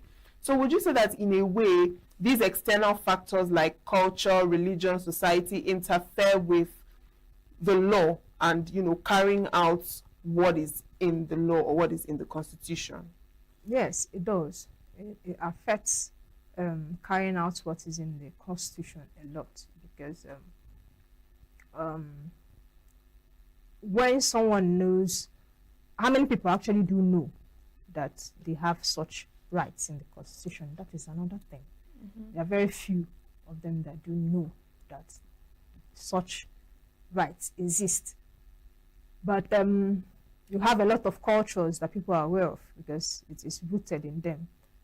So that's why I said it's a challenge. I'm not saying yes, we can't do nothing about it, but it is challenging the rights of women to reproduction. But you know, I'm just thinking, most women, most people, like we said earlier, don't even know that there is something called reproductive rights. So, do you think that this also leads to a situation whereby even if their reproductive rights have been infringed upon, because they don't know, they can't even take it up? Yes, they can't, because they do not know it's something you can enforce. They do not know that they have such rights. So they do not know. They do not even know that you are infringing on it. Yeah. They do not even know it is an infringement. They take it as a normal thing. Okay. They take it as a normal thing. Okay. So do you think that this issue of reproductive rights should be a part of, should I say, civic or legal education in schools and universities? Yes. And how do you think that would look like? You know, the idea of reproductive rights being taught in schools and universities. It should be taught in schools, starting from secondary school. It should be taught. Our teenagers, they need to know that they have rights, that such rights exist. They don't. Many don't, actually. And they need to know. So yes, I believe you should start from secondary school to teach children about these rights. Okay, so that they will be aware when someone is when a boy is coming close to you. As a matter of fact, you ought to know. Yeah. Yes. Do you understand? You ought to know whether this is what you want. Okay. You also ought to know that you have autonomy over your body. You have the right to say no. Okay. Many girls do not know that. It's not just about the reproductive rights as to how many children you want to have. You also have rights over your body. You have the right to when you want to be touched, how you want to be touched, if at all you want to be touched. Okay, so yes, consent basically. So it's something that should be taught from the secondary school. Yeah. Yes. And how would you say that legal or the law generally can accommodate these cultural and religious factors in such a way that while not going against culture and religion, but still being able to maintain the law and just kind of like bringing everything together? So do you think it's something that is achievable? It is, because any custom of tradition that is unconstitutional, that is against the Constitution, that is it is to the extent of that is inconsistent with the Constitution. It is to the extent of that inconsistency null and void. Okay, so if we have laws and we have an amendment in the Constitution, okay, that is making these laws, constitutional, okay, it will go a long way. It will go a long way because there are a lot of cultures, there are a lot of customs that are barbaric. Yeah. And if they are inconsistent with the provision of someone's rights in the Constitution, it is null and void. Okay, if that happens, there are such cultural practices, such religious practices, you can see people boldly approaching courts and challenging them. Exactly. So now, just finally, before we wrap up this conversation, how would you like reproductive rights, or in your opinion, what steps can be taken to make this idea or this thing about reproductive rights be more accepted, and for Nigerians and people, families, to be more informed about what it is, and just go on from there? We'll start small, sensitizing the people. educating people, let people understand the need for these rights. That is the first step. Okay, then after that, then I'll have, like I said, we need to have a particular law on that. Our lawmakers need to sit down and get to work and do something about that so that we can have a law on that. And apart from having the law, our problem in Nigeria is not the law, it's enforcement. Yes, implementing the law, we also need to be able to enforce them. Okay, not just having the law, the ability to enforce these laws, so that our children growing up will feel proud being women. Okay, they will have that sense of belonging being women. It's not just about deciding whether you want to have a child or not. It's not just about that, but it's having that sense of belonging, having that pride as a woman. We need it. A lot of our girls do not have it. They have low self-esteem as a human being because they do not know their rights. They do not know these things. But when they do know, they will have a certain sense of belonging. Yeah. They'll have that self-esteem. They will be proud to come out as women. Okay, that's what I believe. Yes. Well, thank you so much. I really enjoyed, looking at it from the legal aspect of it and just, hearing your thoughts on reproductive rights. I mean, I look forward to when it's more widely discussed and people are more open to having these conversations. Yes, but thank you so much, Onyinye, for joining us on the show. It's a pleasure to have you. Thank you. All right, and we'll go on a very short break, and when we come back, Gender Perspective continues. Do stay with us.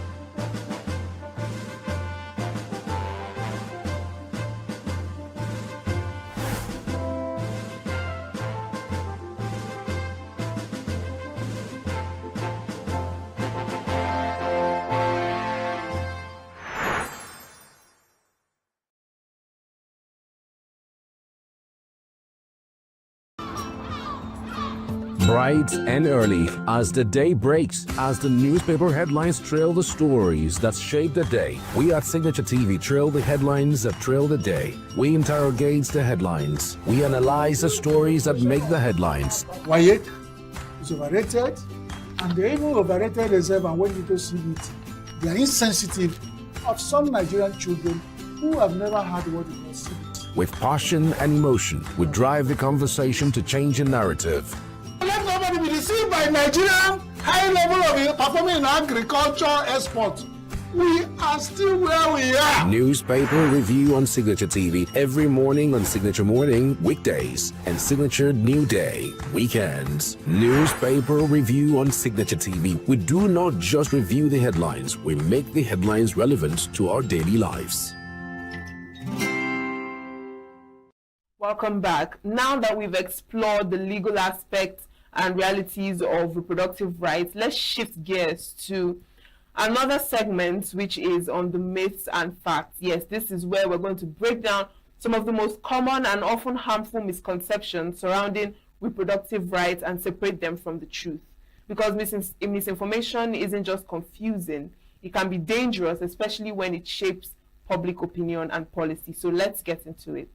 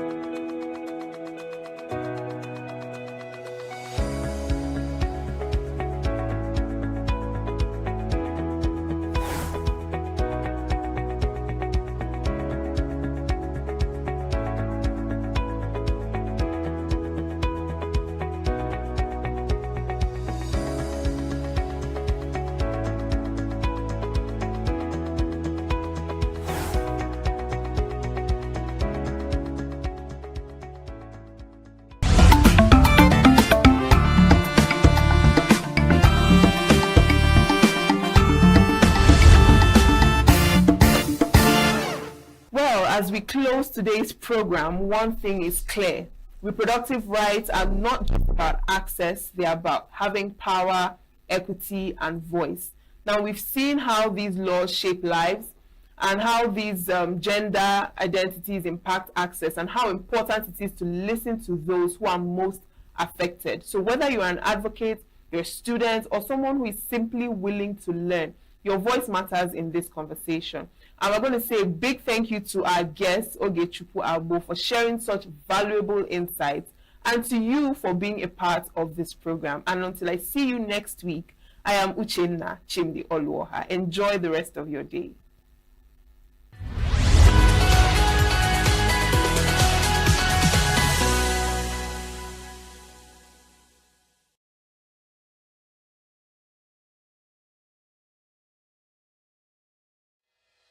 Health is more than a diagnosis. It's your lifestyle, your choices, and your future.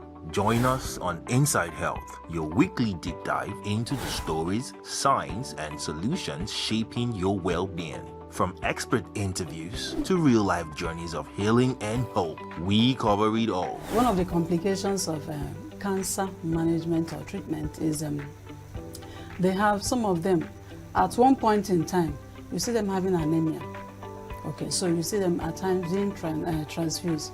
But at the same time, you come in with a diet.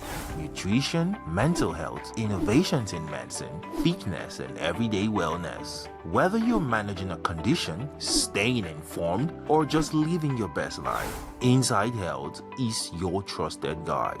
I'm Tigiti Agorum, and I'll be with you every week on Inside Health, only on Signature TV.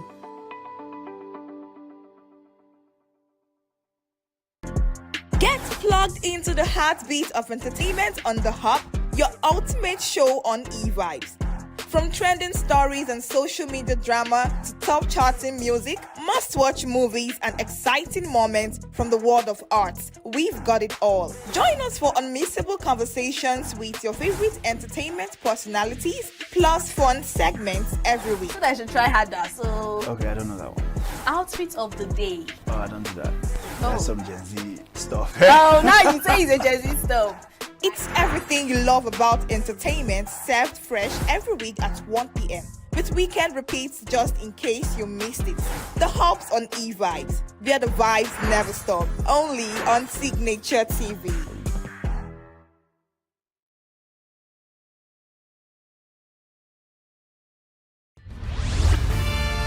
We are local. International communities Where the main market is in chaos. People We are national. Those in support of this motion as amended, say aye. Aye. We have taken the bill by default. We are international. Israeli airstrikes. Donald Trump left us the worst unemployment.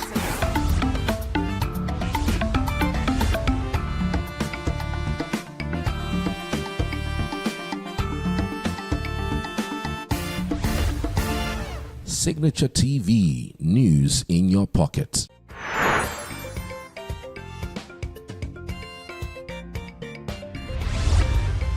Signature TV, news in your pocket.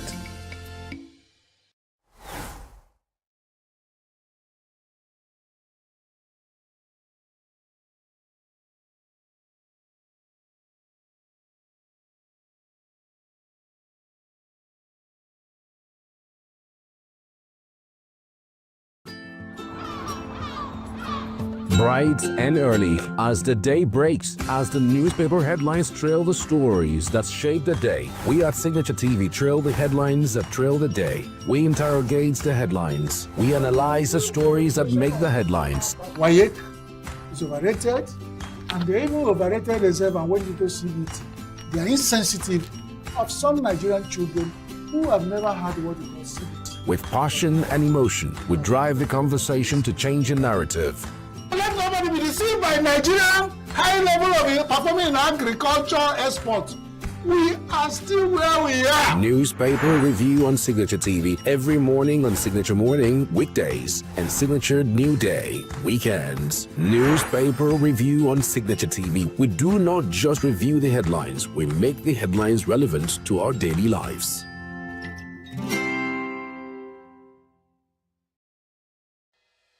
Health is more than a diagnosis. It's your lifestyle, your choices, and your future. Join us on Inside Health, your weekly deep dive into the stories, science, and solutions shaping your well-being. From expert interviews to real-life journeys of healing and hope, we cover it all. One of the complications of cancer management or treatment is they have some of them, at one point in time, you see them having anemia. Okay, so you see them at times being transfused. But at the same time, you come in with a diet. Nutrition, mental health, innovations in medicine, fitness, and everyday wellness. Whether you're managing a condition, staying informed, or just living your best life, Inside Health is your trusted guide. I'm Tigiti Agorom, and I'll be with you every week on Inside Health, only on Signature TV.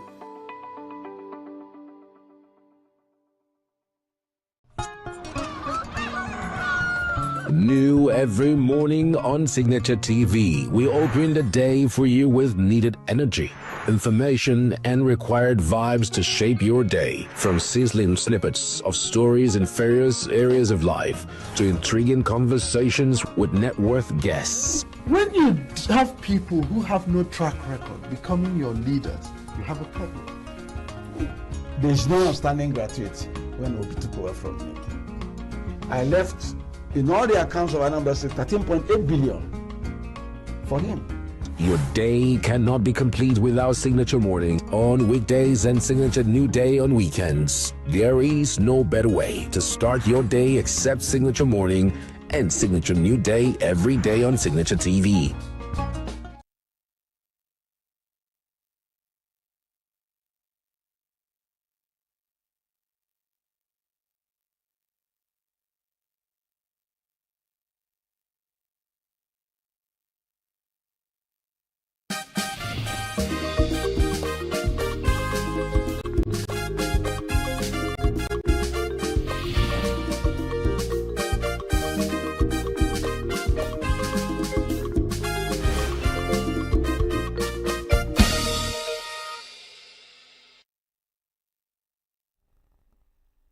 Welcome to Global News on Signature TV. I am Uchenna Chimdi Oluoha. In the headlines, airlines warn of nationwide shutdown amid jet fuel crisis. Nigeria, Morocco seal deal to expand air travel and tourism. US Senate rejects fourth war powers resolution on Iran. And Israel deepens ties with Somaliland amid global concern. Details in a moment. Every second, every minute, every day, news is breaking. Events occur and there are new developments. At Signature TV, we follow these stories objectively, bringing all sides without bias, explaining the complex issues, breaking down the numbers, and investigating the issues behind the news. Anywhere and everywhere, near or far, wherever the news is, we will be there. Signature TV. News in your pocket.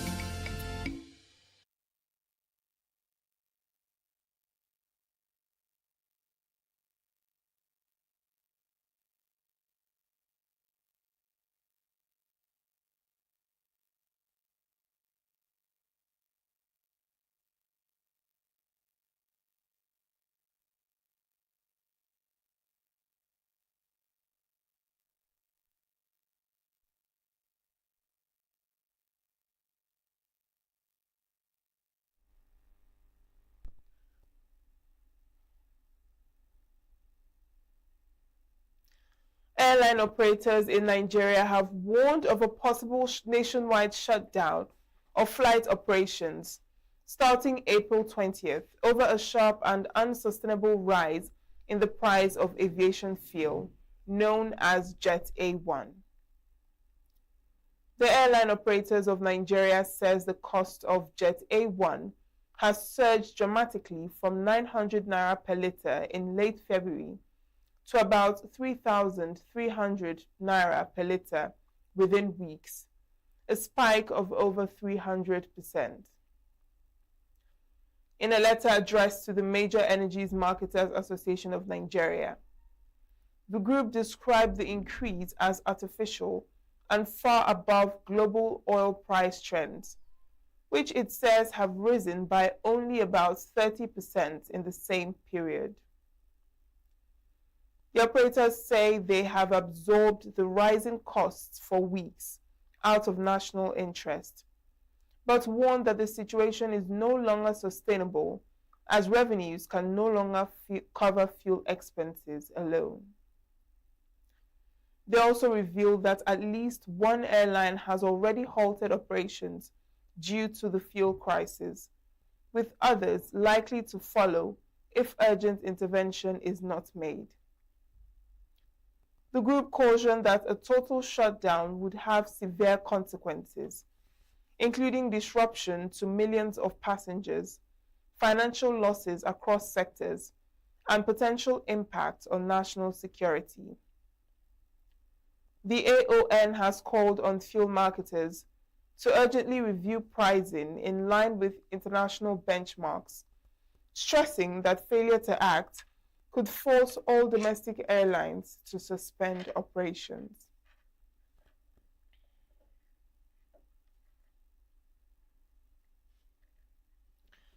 Nigeria's presidency has taken a swipe at former Vice President Atiku Abubakar, insisting that President Bola Tinubu must complete 2 terms in office under the country's informal power rotation arrangement. In a statement, presidential spokesman Bayo Onanuga accused Atiku Abubakar of promoting what he described as a self-serving argument on the issue of zoning. Onanuga said Atiku had disregarded the North-South power rotation principle during the 2023 election when he contested under the People's Democratic Party, despite expectations that power should shift to the South after former President Muhammadu Buhari completed his 8-year tenure. The presidency also dismissed Atiku's claim that zoning is merely an internal party affair, insisting that the arrangement remains a guiding political convention at the national level. Onanuga further argued that claims about unequal years in power between the North and South are misleading, noting that the North's shorter time in office was due to the death of former President Umaru Musa Yar'Adua in 2010, which led to the succession of then Vice President Goodluck Jonathan. According to the presidency, this development does not invalidate the zoning principle, maintaining that since Buhari completed 2 terms, President Bola Ahmed Tinubu should also be allowed to serve 8 years. The statement also urged Atiku to abandon any plans to contest the 2027 presidential election, stressing that it remains the South's turn to retain power.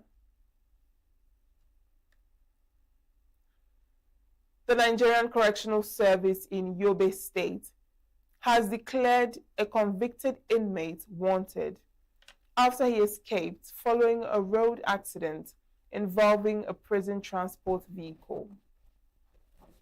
According to the Nigerian Correctional Service, the incident occurred on April 13th while inmates were being transported from Potiskum to Damaturu. The vehicle conveying them was involved in a crash, creating an opportunity for one of the prisoners to flee. The escaped inmate has been identified as Dahiru Mohammed, a 30-year-old from Askiwari village in Tamuwa local government area. Authorities say he was being held at the medium security custodial center in Potiskum before the incident.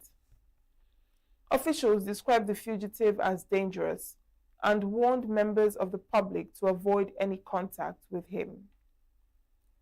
The Correctional Service has urged anyone with useful information about his whereabouts to report immediately to the nearest police station or correctional facility. It also warned against harboring or assisting the escapee, stressing that such actions could attract legal consequences.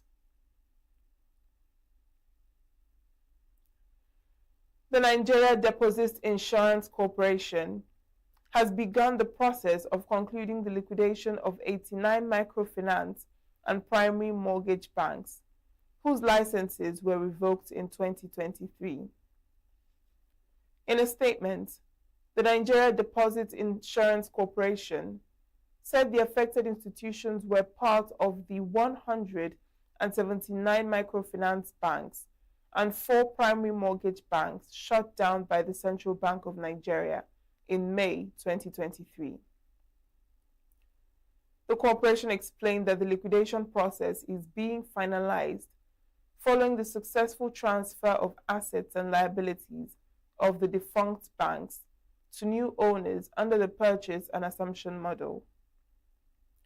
Under this arrangement, 89 new institutions were licensed by the central bank to take over the operations of the failed banks, and they have since resumed business under new identities. To formally conclude the process, the NDIC said it will approach various divisions of the Federal High Court to obtain legal orders dissolving the defunct banks and discharging the corporation from its role as liquidator. The move is aimed at ensuring full compliance with legal and regulatory requirements, while strengthening confidence in Nigeria's banking system. The relationship between the traditional institution and government continues to play a vital role in shaping leadership across Nigeria. In ENUGU State, that synergy is once again on display, as the state's Traditional Rulers Council has thrown its weight behind Governor Peter Mbah ahead of the 2027 gubernatorial election. Correspondent Chinemerem Ikebunam has more. In a show of unity and consensus, members of the ENUGU State Traditional Rulers Council, led by its chairman, Samuel Ikechukwu Asado, has unanimously endorsed Governor Peter Mbah for a second term in office. The endorsement was formally declared at the House of Chiefs within the State House of Assembly complex, where the monarchs dressed in uniform regalia spoke with one voice in support of the governor's administration, according to the chairman of the council, Samuel Asado. The decision was driven by what he described as the governor's impactful leadership and commitment to the development across the state. He noted that the administration's strides in infrastructure, governance, and service delivery have earned the confidence of traditional institutions. We want to make sure there's nobody, that's why I call them, there's no king in any city that is going in no position. And I want to hear the information. If any king in your domain is going in no position, let me know first. Responding on behalf of the governor, the secretary to the state government, Chidebere Onya, expressed appreciation for the endorsement, describing it as a reflection of the administration's people-centered policy. He emphasized that the growing support at the grassroots is evident that the citizens are already feeling the positive impact of government initiatives. The governor and his team do not claim, but one thing that governor does is to listen. One thing the governor has done is to surround himself with the right type of people that will also listen and work for all of us. The Commissioner for Chieftaincy Matters and Rural Development, Charles Ugumwe, attributed the endorsement to what he called the governor's expanded administrative capacity, which he said has translated into tangible results across sectors. So all these pronouncements and the promises of the governor, I don't have any doubt whatsoever has the capacity to implement this. It's just a question of time. So we are glad, and I believe they are glad. The endorsement by the traditional rulers added to a growing list of support groups rallying behind Governor Peter Mbah as political alignments continue ahead of the 2027 gubernatorial election in Enugu. Chinemere Mikebunam, Signature TV News. Nigeria and Morocco have signed a revised bilateral air services agreement aimed at boosting tourism, expanding flight operations, and strengthening economic ties between both countries. The agreement was signed by Nigeria's Minister of Aviation and Aerospace Development, Festus Keyamo, during the Global Implementation Support Symposium held in Marrakech. According to a statement by his media aide, the deal introduces a modern framework designed to improve air connectivity and create more opportunities for airlines operating between both nations. The agreement is also expected to deepen commercial relations while enhancing trade, tourism, and investment flows between Nigeria and Morocco. Officials say the revised BASA aligns with broader continental aviation goals, with a focus on improving safety, security, and environmental sustainability in air travel. The move is part of ongoing efforts to strengthen bilateral cooperation and promote people-to-people exchanges between the two countries. Nigeria's Finance Minister Wale Edun says rising crude oil production is giving the government more fiscal space to support vulnerable citizens as economic reforms continue. Speaking on the sidelines of the IMF and World Bank spring meetings in Washington, Wale Edun said crude oil production has increased to about 1.8 million barrels per day, boosting government revenue and foreign exchange inflows. He said the improved output provides additional fiscal breathing room for targeted support to vulnerable households, while ruling out a return to broad fuel subsidies. Edu added that fuel supply in Nigeria has remained stable, crediting the operations of the Dangote refinery for helping maintain adequate availability of petrol, diesel, and aviation fuel. On the global outlook, the minister warned that geopolitical tensions, including the ongoing Iran-related conflict, could have uncertain effects on global growth, potentially even slowing the world economy if prolonged. He also referenced recent data showing a rise in Nigeria's inflation rate, while noting that the government remains committed to its ongoing economic reform agenda. Despite engagement with international financial institutions, Edu said Nigeria is not seeking financial support from the International Monetary Fund at this time, stressing confidence in the country's economic resilience.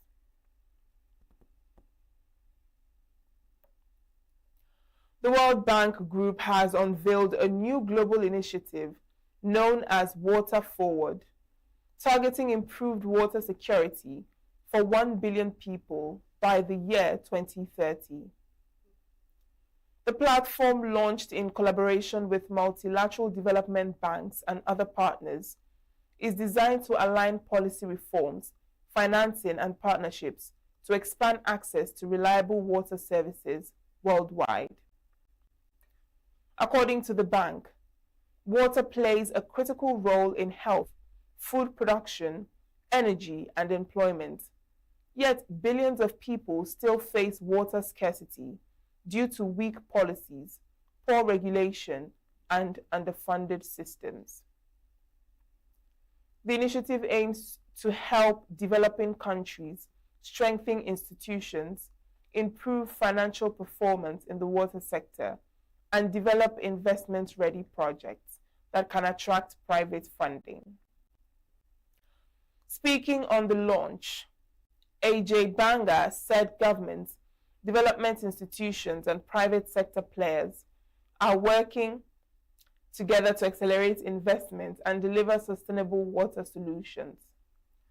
So far, 14 countries have introduced national water compacts under the program, with more expected to join in the coming months. The World Bank says it is committed to directly supporting 400 million people by 2030, with the broader partnership expected to surpass 1 billion beneficiaries globally. Global News will be back after this break. We are local. International communities observing Why the meat market is in chaos. People We are national. Those in support of this motion as amended, say aye. We have taken the vote by default. We are international. Israeli airstrikes. Donald Trump left us the worst unemployment.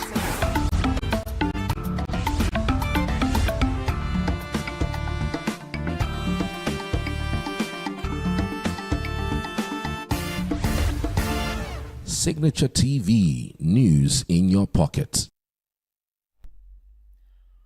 We now join Christopher Lele for the latest on sports news. The Nigerian Football Federation, NFF, has disbursed the Super Eagles' share of the prize money earned at the 2025 Africa Cup of Nations AFCON in Morocco. Nigeria secured a third-place finish at the tournament, defeating Egypt on penalties, and in line with a prior agreement, the NFF allocated 30% of the team's prize earnings to the players. The Super Eagles received $2.5 million, equivalent to 3.36 billion naira, for reaching the semi-finals, with the eventual champions awarded a record of $10 million. From this allocation, each player in the squad reportedly earned $15,000, equivalent to 20 million naira, as their individual share. A senior official confirmed the payment, stating that the team had received the agreed payment without delay. The disbursement follows Nigeria's strong showing at the tournament, despite missing out on qualification for the FIFA World Cup. Attention now shifts to upcoming international engagement, with the Super Eagles set to reconvene in late May 2026 to defend the Unity Cup title in London. They are scheduled to face Jamaica, Zimbabwe and India in the competition. Ademola Lookman has climbed to third place on Nigeria's all-time UEFA Champions League UCL scorers list after netting his 8th goal in the competition during UEFA Champions League action on Tuesday. The goal marked another milestone for the Nigerian forward, taking his Champions League tally to 8 and moving him ahead of several notable compatriots in the competition's scoring charts. With the latest strike, Lookman now sits behind only Victor Osimhen and Obafemi Martins among Nigeria's top scorers in the tournament. In cricket, Scotland started the T20 series against Namibia in convincing fashion as they chased down 160 with 7 balls to spare in Windhoek. Having won the toss and opted to bat, the hosts slumped to 94-6 as Sima Jasper Davidson and left-armed spinner Mark Watt both took 2 wickets while bowling economically. However, Namibia hauled themselves to a competitive total of 159-7 thanks to 54 from Captain Gerhard Erasmus and a powerful late cameo from Jan Bolt, who hit an unbeaten 19. In swimming, 3-time Olympic champion Adam Peaty continued his fine form by swimming the 50-meter breaststroke at the Aquatics GB Swimming Championships in London. The 31-year-old pulled away from his rivals in the second 25 minutes to seal victory in 26 minutes 64 seconds and add to his success in the 100-meter breaststroke on Tuesday. Teenager Philip Nowaki finished second in 27 minutes 10 seconds, with Aki Goodburn and Max Morgan joined third at 27 minutes 22 seconds. In finishing in the top 2, PT and 18-year-old Nowaki secured a place on the Great Britain team at the European Aquatic Champions in Paris in August. In tennis, Jamie Murray has announced his retirement from tennis aged 40 after a career in which he won 7 Grand Slam titles and became the first British doubles player to reach world number 1. Alongside pictures of a young Murray, a photo with his brother Andy and one of his longtime doubles partner Bruno Suarez, the 40-year-old wrote on an Instagram post that he's excited to enter the real world. He said his tennis journey comes to an end after 36. That's Sport News on Signature TV. I am Christopher Lele. Up next is entertainment news. Popular Nigerian comedian Igo Save has reacted to the ongoing marital controversy involving former Big Brother Naija star Angel Smith. Angel recently tied a knot with her partner, ENUGU, in the United States. However, less than 2 weeks after the ceremony, the relationship ran into trouble after ENUGU publicly accused Angel of infidelity, alleging that she was involved with another woman she met on a dating app. The situation has stirred reactions online, with many Nigerians also criticizing Angel's mother for supporting the union. Reacting via his Instagram story, Igo Save commented on the situation by applauding men for their perceived patience in marriages, noting that the union between the two women reportedly broke down within a very short period due to issues in the relationship. Popular Nollywood actress Doris Ogala has raised alarm over the presence of armed police officers at her residence. The actress, who shared a video showing security operatives surrounding her home earlier Tuesday morning, expressed fear over the situation, insisting that she had not received any prior invitation from the authorities. In her reaction, Ogala called on the public to hold the founder of Grace Nation International Ministry, Pastor Chris Okafor, responsible if anything happens to her. She alleged that the cleric was behind what she described as another attempt to have her arrested and detained without the presence of her legal representative. The disputes between the actress and the pastor dates back to late 2025, following the circulation of a viral video announcing Okafor's engagement to Pearl Okafor. Ogala had publicly accused him of ending their long-term intimate relationship to marry a younger woman. Although Okafor did not reportedly deny the claims, he was said to have settled the matter privately with payments of $10,000. Legendary Nigerian musician Fela Anikulapo Kuti has achieved a historic milestone as the first African artist to be inducted into the Rock and Roll Hall of Fame. Fela will be recognized in the early influence category this year, alongside notable figures such as Queen Latifah, MC Lyte, Graham Parsons, and Celia Cruz. The list of honorees was announced on Monday night in the United States during a broadcast of American Idol. Nigerian-born British singer Sade Adu is also set to be honored, earning recognition in the performance category. Several high-profile nominees, including Shakira, Mariah Carey, Lauryn Hill, New Edition, and Pink, did not make the final list this year despite strong consideration. The selection process involved votes from more than 1,200 artists, historians, and music industry professionals. The official induction ceremony is scheduled to take place on November 14 at the Peacock Theatre in Los Angeles. Earlier in the year, Fela further cemented his legacy by becoming the first African musician to receive the Grammy Lifetime Achievement Award. That's the entertainment news. Queeneth Okunta, Signature TV News. That's the size of our package. I am Uchenna Chimdi Oluoha. Thanks for watching.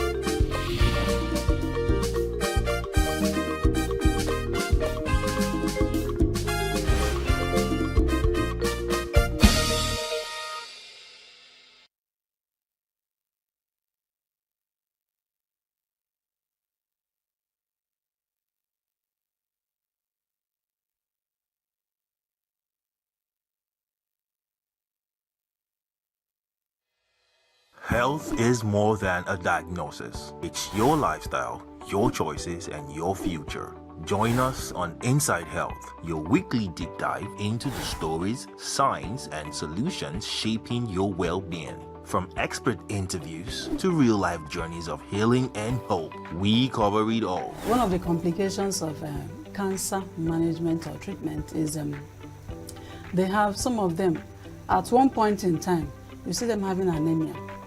Okay, so you see them at times being transfused. But at the same time, you come in with a diet. Nutrition, mental health, innovations in medicine, fitness, and everyday wellness. Whether you're managing a condition, staying informed, or just living your best life, Inside Health is your trusted guide.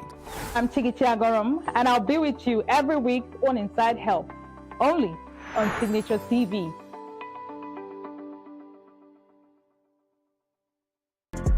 Get plugged into the heartbeat of entertainment on The Hub, your ultimate show on e-vibes.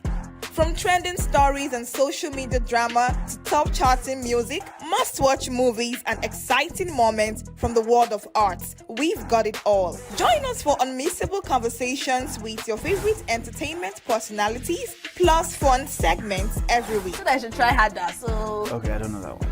Outfit of the day. Oh, I don't do that. That's some Gen Z stuff. Oh, now you say it's a Gen Z stuff. It's everything you love about entertainment, served fresh every week at 1 p.m. with weekend repeats just in case you missed it. The Hub's on e-vibes, where the vibes never stop. Only on Signature TV.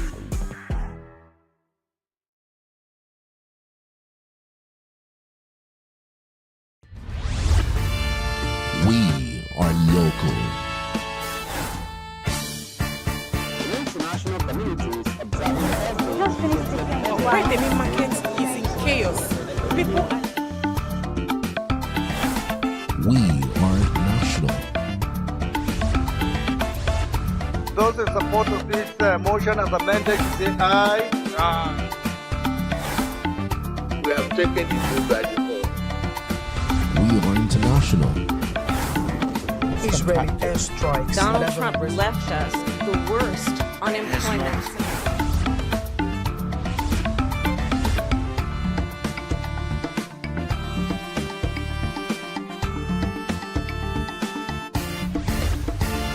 Signature TV, news in your pocket.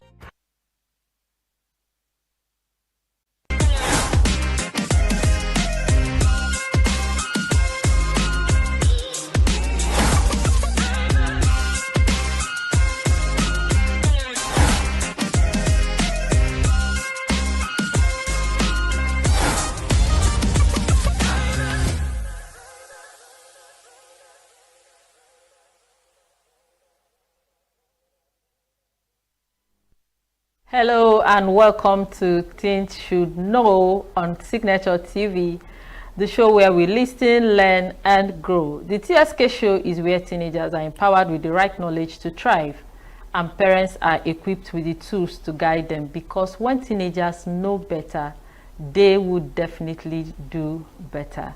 My name is Ifoma the Prof Mwato, and I'm your host on the TSK show. And today is a special day because it's the International Day of the Girl Child, and we are going to be celebrating every girl in the house, because the girls will rule the world. So I want to welcome you to today's show. Sit back. We are going to be talking about the theme of this year, which is the girl I am, the change I lead, girls on the front line of crisis. So bring your seat closer. Are you a girl child? Are you a parent? Come close, because this conversation is a must-have. We need to celebrate our girls and encourage them and let them know that their voice matters and they matter too. So welcome to another inspiring episode of the TSK show, and today we are joining the world to celebrate the International Day of the Girl Child. This calls attention to the courage and leadership of girls who are not just surviving challenges but transforming them into opportunities for change. On this special episode, I'm joined by two remarkable teenagers. They are brilliant young minds who embody strength, confidence, and resilience. So together we'll explore what it means to be a girl in today's world, the pressure they face, the progress they have made, and the change they are determined to lead. So sit back and lean in, because today we are shining the spotlight on girls who are not waiting for the future, girls who are creating the future now. So we'll go on a short break, and when we come back, we'll meet our guests for today. Stay tuned. The way we see the world shapes the way we change it. Gender isn't just a checkbox, it's a lens. One that helps us understand the world more deeply and act more fairly. Gender Perspectives, a program for those ready to see more, do more, and be more. Designed to challenge assumptions, ignite conversations, and build inclusive solutions across every sector of society. We are not, fighting the men. We are not saying we are equal in terms of rights. We're only asking they should recognize our existence. Join us on Gender Perspectives, showing every Saturday by 4 p.m. Repeat every Wednesdays by 5 p.m. and Thursdays by 3 p.m. Change begins with perspective. Let's widen yours.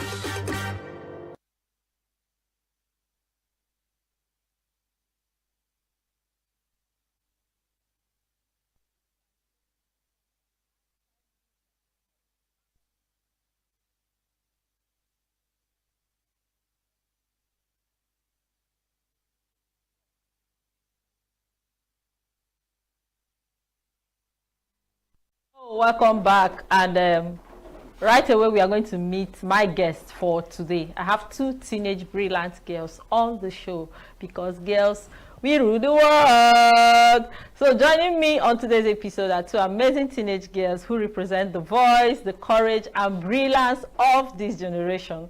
They are here to share their thoughts and experiences around this year's theme for the International Day of the Girl Child 2025. The girl I am, the change I lead, girls on the front line of crisis. They are bold, they are insightful, and they are passionate about making a difference. So please welcome to the TSK show, my beautiful young ladies. I have Imam Good News Adele and Annie Favor. Welcome to the show. Thank you. Today is International Day of the Girl Child, and you're not smiling. What's happening now? We the girls, we rule the world, right? Yes. So who rules the world now? Girls rule the world. We rule the world. Yeah. Okay, so welcome to the show. Now, I'm going to be asking us questions. We're going to talk about the girl I am. So let me start with you, Favor. When you hear the girl I am, what does it mean to you? The girl I am speaks about embracing my individuality, my strengths, my weaknesses, seeing though this looks like a disadvantage, but using it as a leverage to get to whatever height I want to go to. Okay, what of you, Adele? What does it mean to you? Okay, the girl I am is the real me, the unfiltered me, the me that is not on socials, but the girl that has ambitions, she has dreams, she has creative ideas. So that is who I am, the girl that is still growing and becoming. The girl that is becoming. Okay, that's beautiful. We know that girls face challenges from school to home, to the social media, and there are a lot of comparisons. And we also know that there's this crisis that girls have to face. So I want to ask you, what's one crisis that you know that the girl child of today, the 2025 girl child, faces? I want you to answer that question. I'll say self-doubt. Self-doubt. Yes, seeing other people on social media doing what society calls better, it makes you shrink. It makes you think low of yourself. You feel that you're not enough. But how I handle that is by journaling. Okay. I keep myself grounded and I remind myself that growth is a process. There's a popular saying in Nigeria, life not turn by turn. Abio. One day it gets to me and I'll be a role model for someone. So I just have to stay grounded and be consistent. Okay. Now, Favor, based on what she said when the pressure and the crisis of what we see on the social media, she believes that life is turn by turn in the Nigerian language, and there's something she does to keep herself confident and know that growth is actually a process. So, you know, many girls struggle with this notion of I'm not enough. They're trying to be someone else. They want to feel like, oh, I should have been better. I should be fair, or I should be like this person. That this comparisons here and there.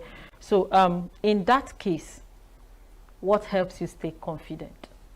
When we talk about self-confidence and self-worth, I always remind myself that my confidence is not in the apparels I wear. I remind myself that my self-worth does not come from my association. My worth does not come from the kind of people I know. I try to reflect on my values, what makes me me. And then I stay around people of positive influence, and I try to remind myself that the idea of perfection is unrealistic. Unrealistic. I love that. I love that. I love that. Okay, so do you think that social media has helped or hurt the Nigerian girl? Social media can both hurt and build. Okay. But recently we find out that many girls see themselves comparing themselves with the social media celebrities we see online, and then we have to embrace the positive part while not neglecting the negative influences it has. Embrace the positive part, use social media as a tool for learning, to get insights on what's happening in the world, and then follow inspiring accounts instead of the ones that pull you down, because even the so-called celebrities behind the cameras, everyone has the issues they deal with.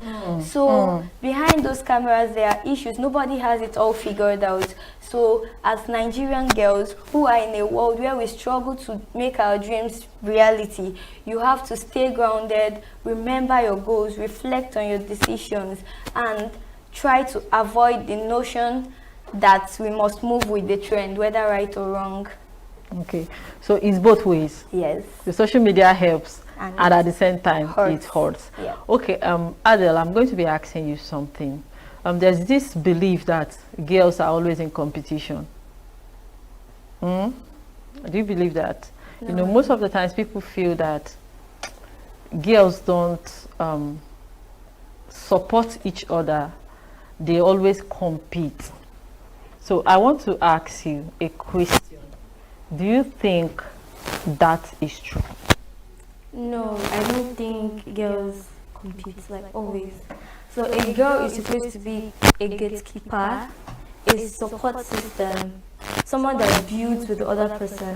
So first of all, if you want to have that mindset that the other girl is not a competition, we're not created to fight with each other. So firstly, you see the girl as somebody that you build, and she builds you too. So that's just it. Yeah. Okay, so what best way do you think that girls can lift each other? Lift each other. Hype the other girl up. Repost her wins. Support her. I think that's how to lead a change in this competitive world. Everybody's just competing with each other. Oh, I'm the one with the latest trend. Oh, I'm the one with the latest iPhone. Support her, and one day to get to you too. Okay, so Favor, what do you have to say? How do we support each other instead of tearing each other down? Girls can support each other by, number one, celebrating each other's successes. Genuinely, yes. Not out of jealousy. Okay. Yes.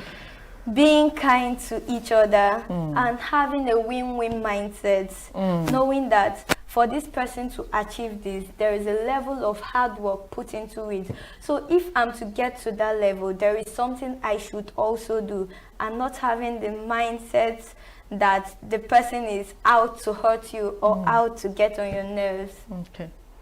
Okay, so let's bring it down to our Nigerian culture. You know, there's this Nigerian culture that has shaped a way a girl should be, how to dress, how to talk, how to behave, how to sit. You know, like if you're a girl child and you're sitting in a particular way, they close your legs, because of your husband, you need to learn how to cook. You're not supposed to do this, you're not supposed to do that. Now the question is, do you think the Nigerian culture is supporting the growth of the girl child?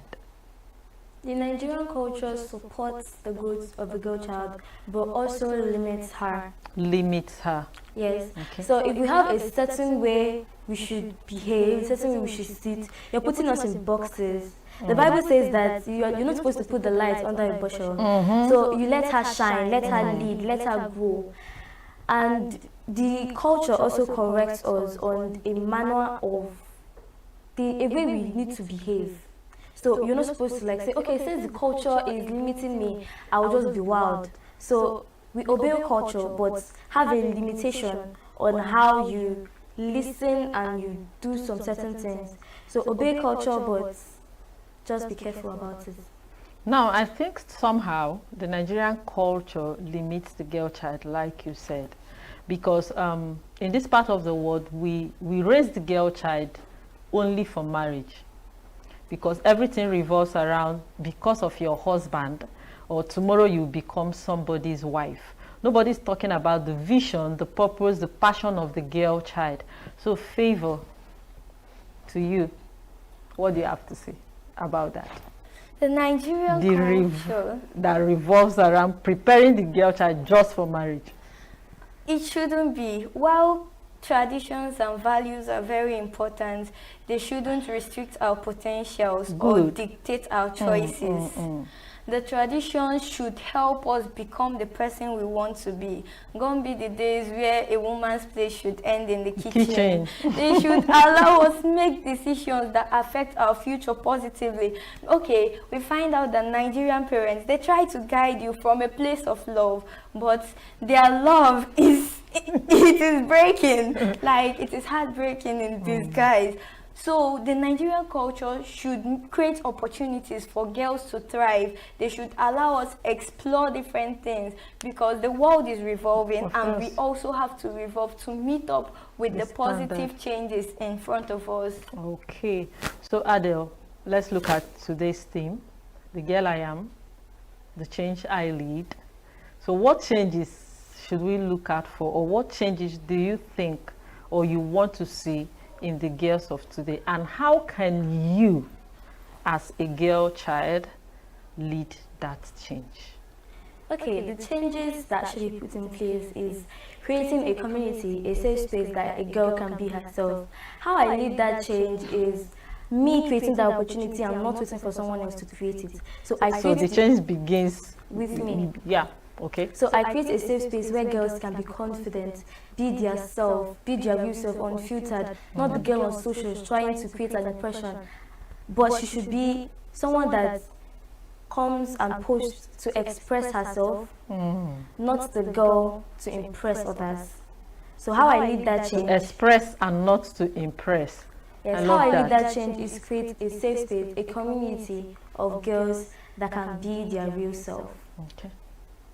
Okay, Favor, we know that some girls, like she said, impressing and pleasing and not expressing themselves. Many girls are caught in that web of not being living their truth, being their real self. They want to be, to impress someone else, to feel like, oh, I can fit in, they have to bend their rules. So if a girl is finding herself in such a situation, what is she expected to do? If I get the question right, if a girl finds herself in a situation where she's trying to impress others or please others, okay, to start with, I attended one of the public schools in the States, and I was privileged to serve as the senior prefect during the whole session. So what leadership brought to me at that time was people pleasing and doing the right thing.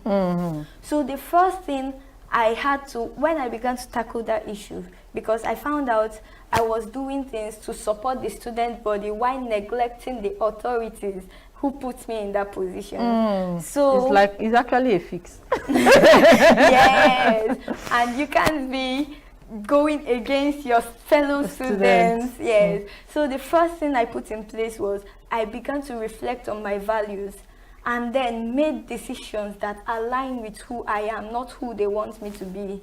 Not disregarding the opinion of the masses, not disregarding authorities, but making decisions that align with who I am. First of all, I check how would this affect me in the next 5 years. How will these things speak well of the person I am becoming? Because as a girl child, you focus not on the present, but who you are becoming. So I began to take little steps which helped me to stay in place. I rethink my choices over and over again. So to that girl who is trying to please others while displeasing yourself, you should think about your choices. What would this choice I'm making make me become a better version of who I am or who I am becoming? What impact would this have on me in the next 10 years? Will I be proud of the person I have become by making this decision? Because habits are formed from the little decisions we make every day. Okay, so let's say, like both of you said, the change begins within you. You lead yourself first before thinking of who to please and who to impress. Okay, now we look around every day, both online, on TV, within our communities. Do you really think that girls have people that are positive role models? Do we really have people modeling the life of a better girl child, or what a girl child should be or become? And if you think it's a yes, then I want you to tell me why. And who is your role model as a girl child? Who is trying to become? Because it's still a process. Yes. Okay. So who goes first now? So it actually matters on the kind of girl you want to be. So there are actually role models that model positive values, and there are role models that bring out negative values. So it matters on the girl you want to be and your direction, your focus. So for me, I find Ivy Quake very, very inspiring. She's a voiceover artist, and she kind of does short films and action. She kind of does short films and facial expression videos.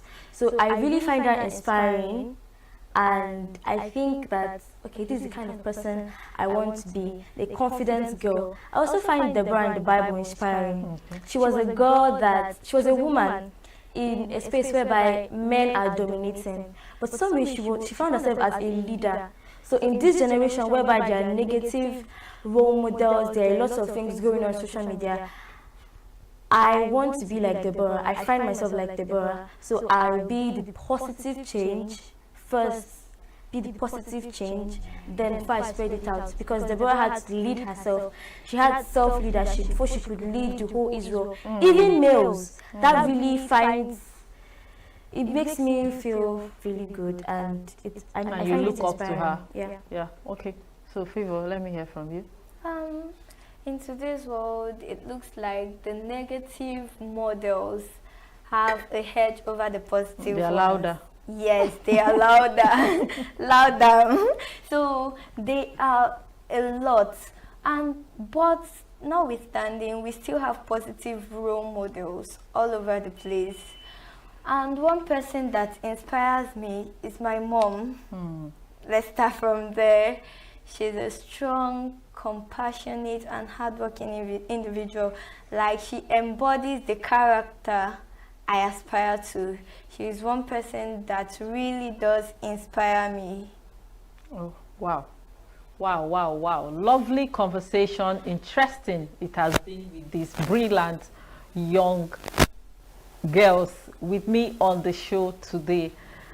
Teenagers and young girls at home, even parents, I know you're listening and you are learning as well. So we're going to a short break, and when we come back, we'll continue with this conversation. Don't go anywhere. Every second, every minute, every day, news is breaking, events occur, and there are new developments. At Signature TV, we follow these stories objectively, bringing all sides without bias, explaining the complex issues, breaking down the numbers, and investigating the issues behind the news. Anywhere and everywhere, near or far, wherever the news is, we will be there. Signature TV. News in your pocket.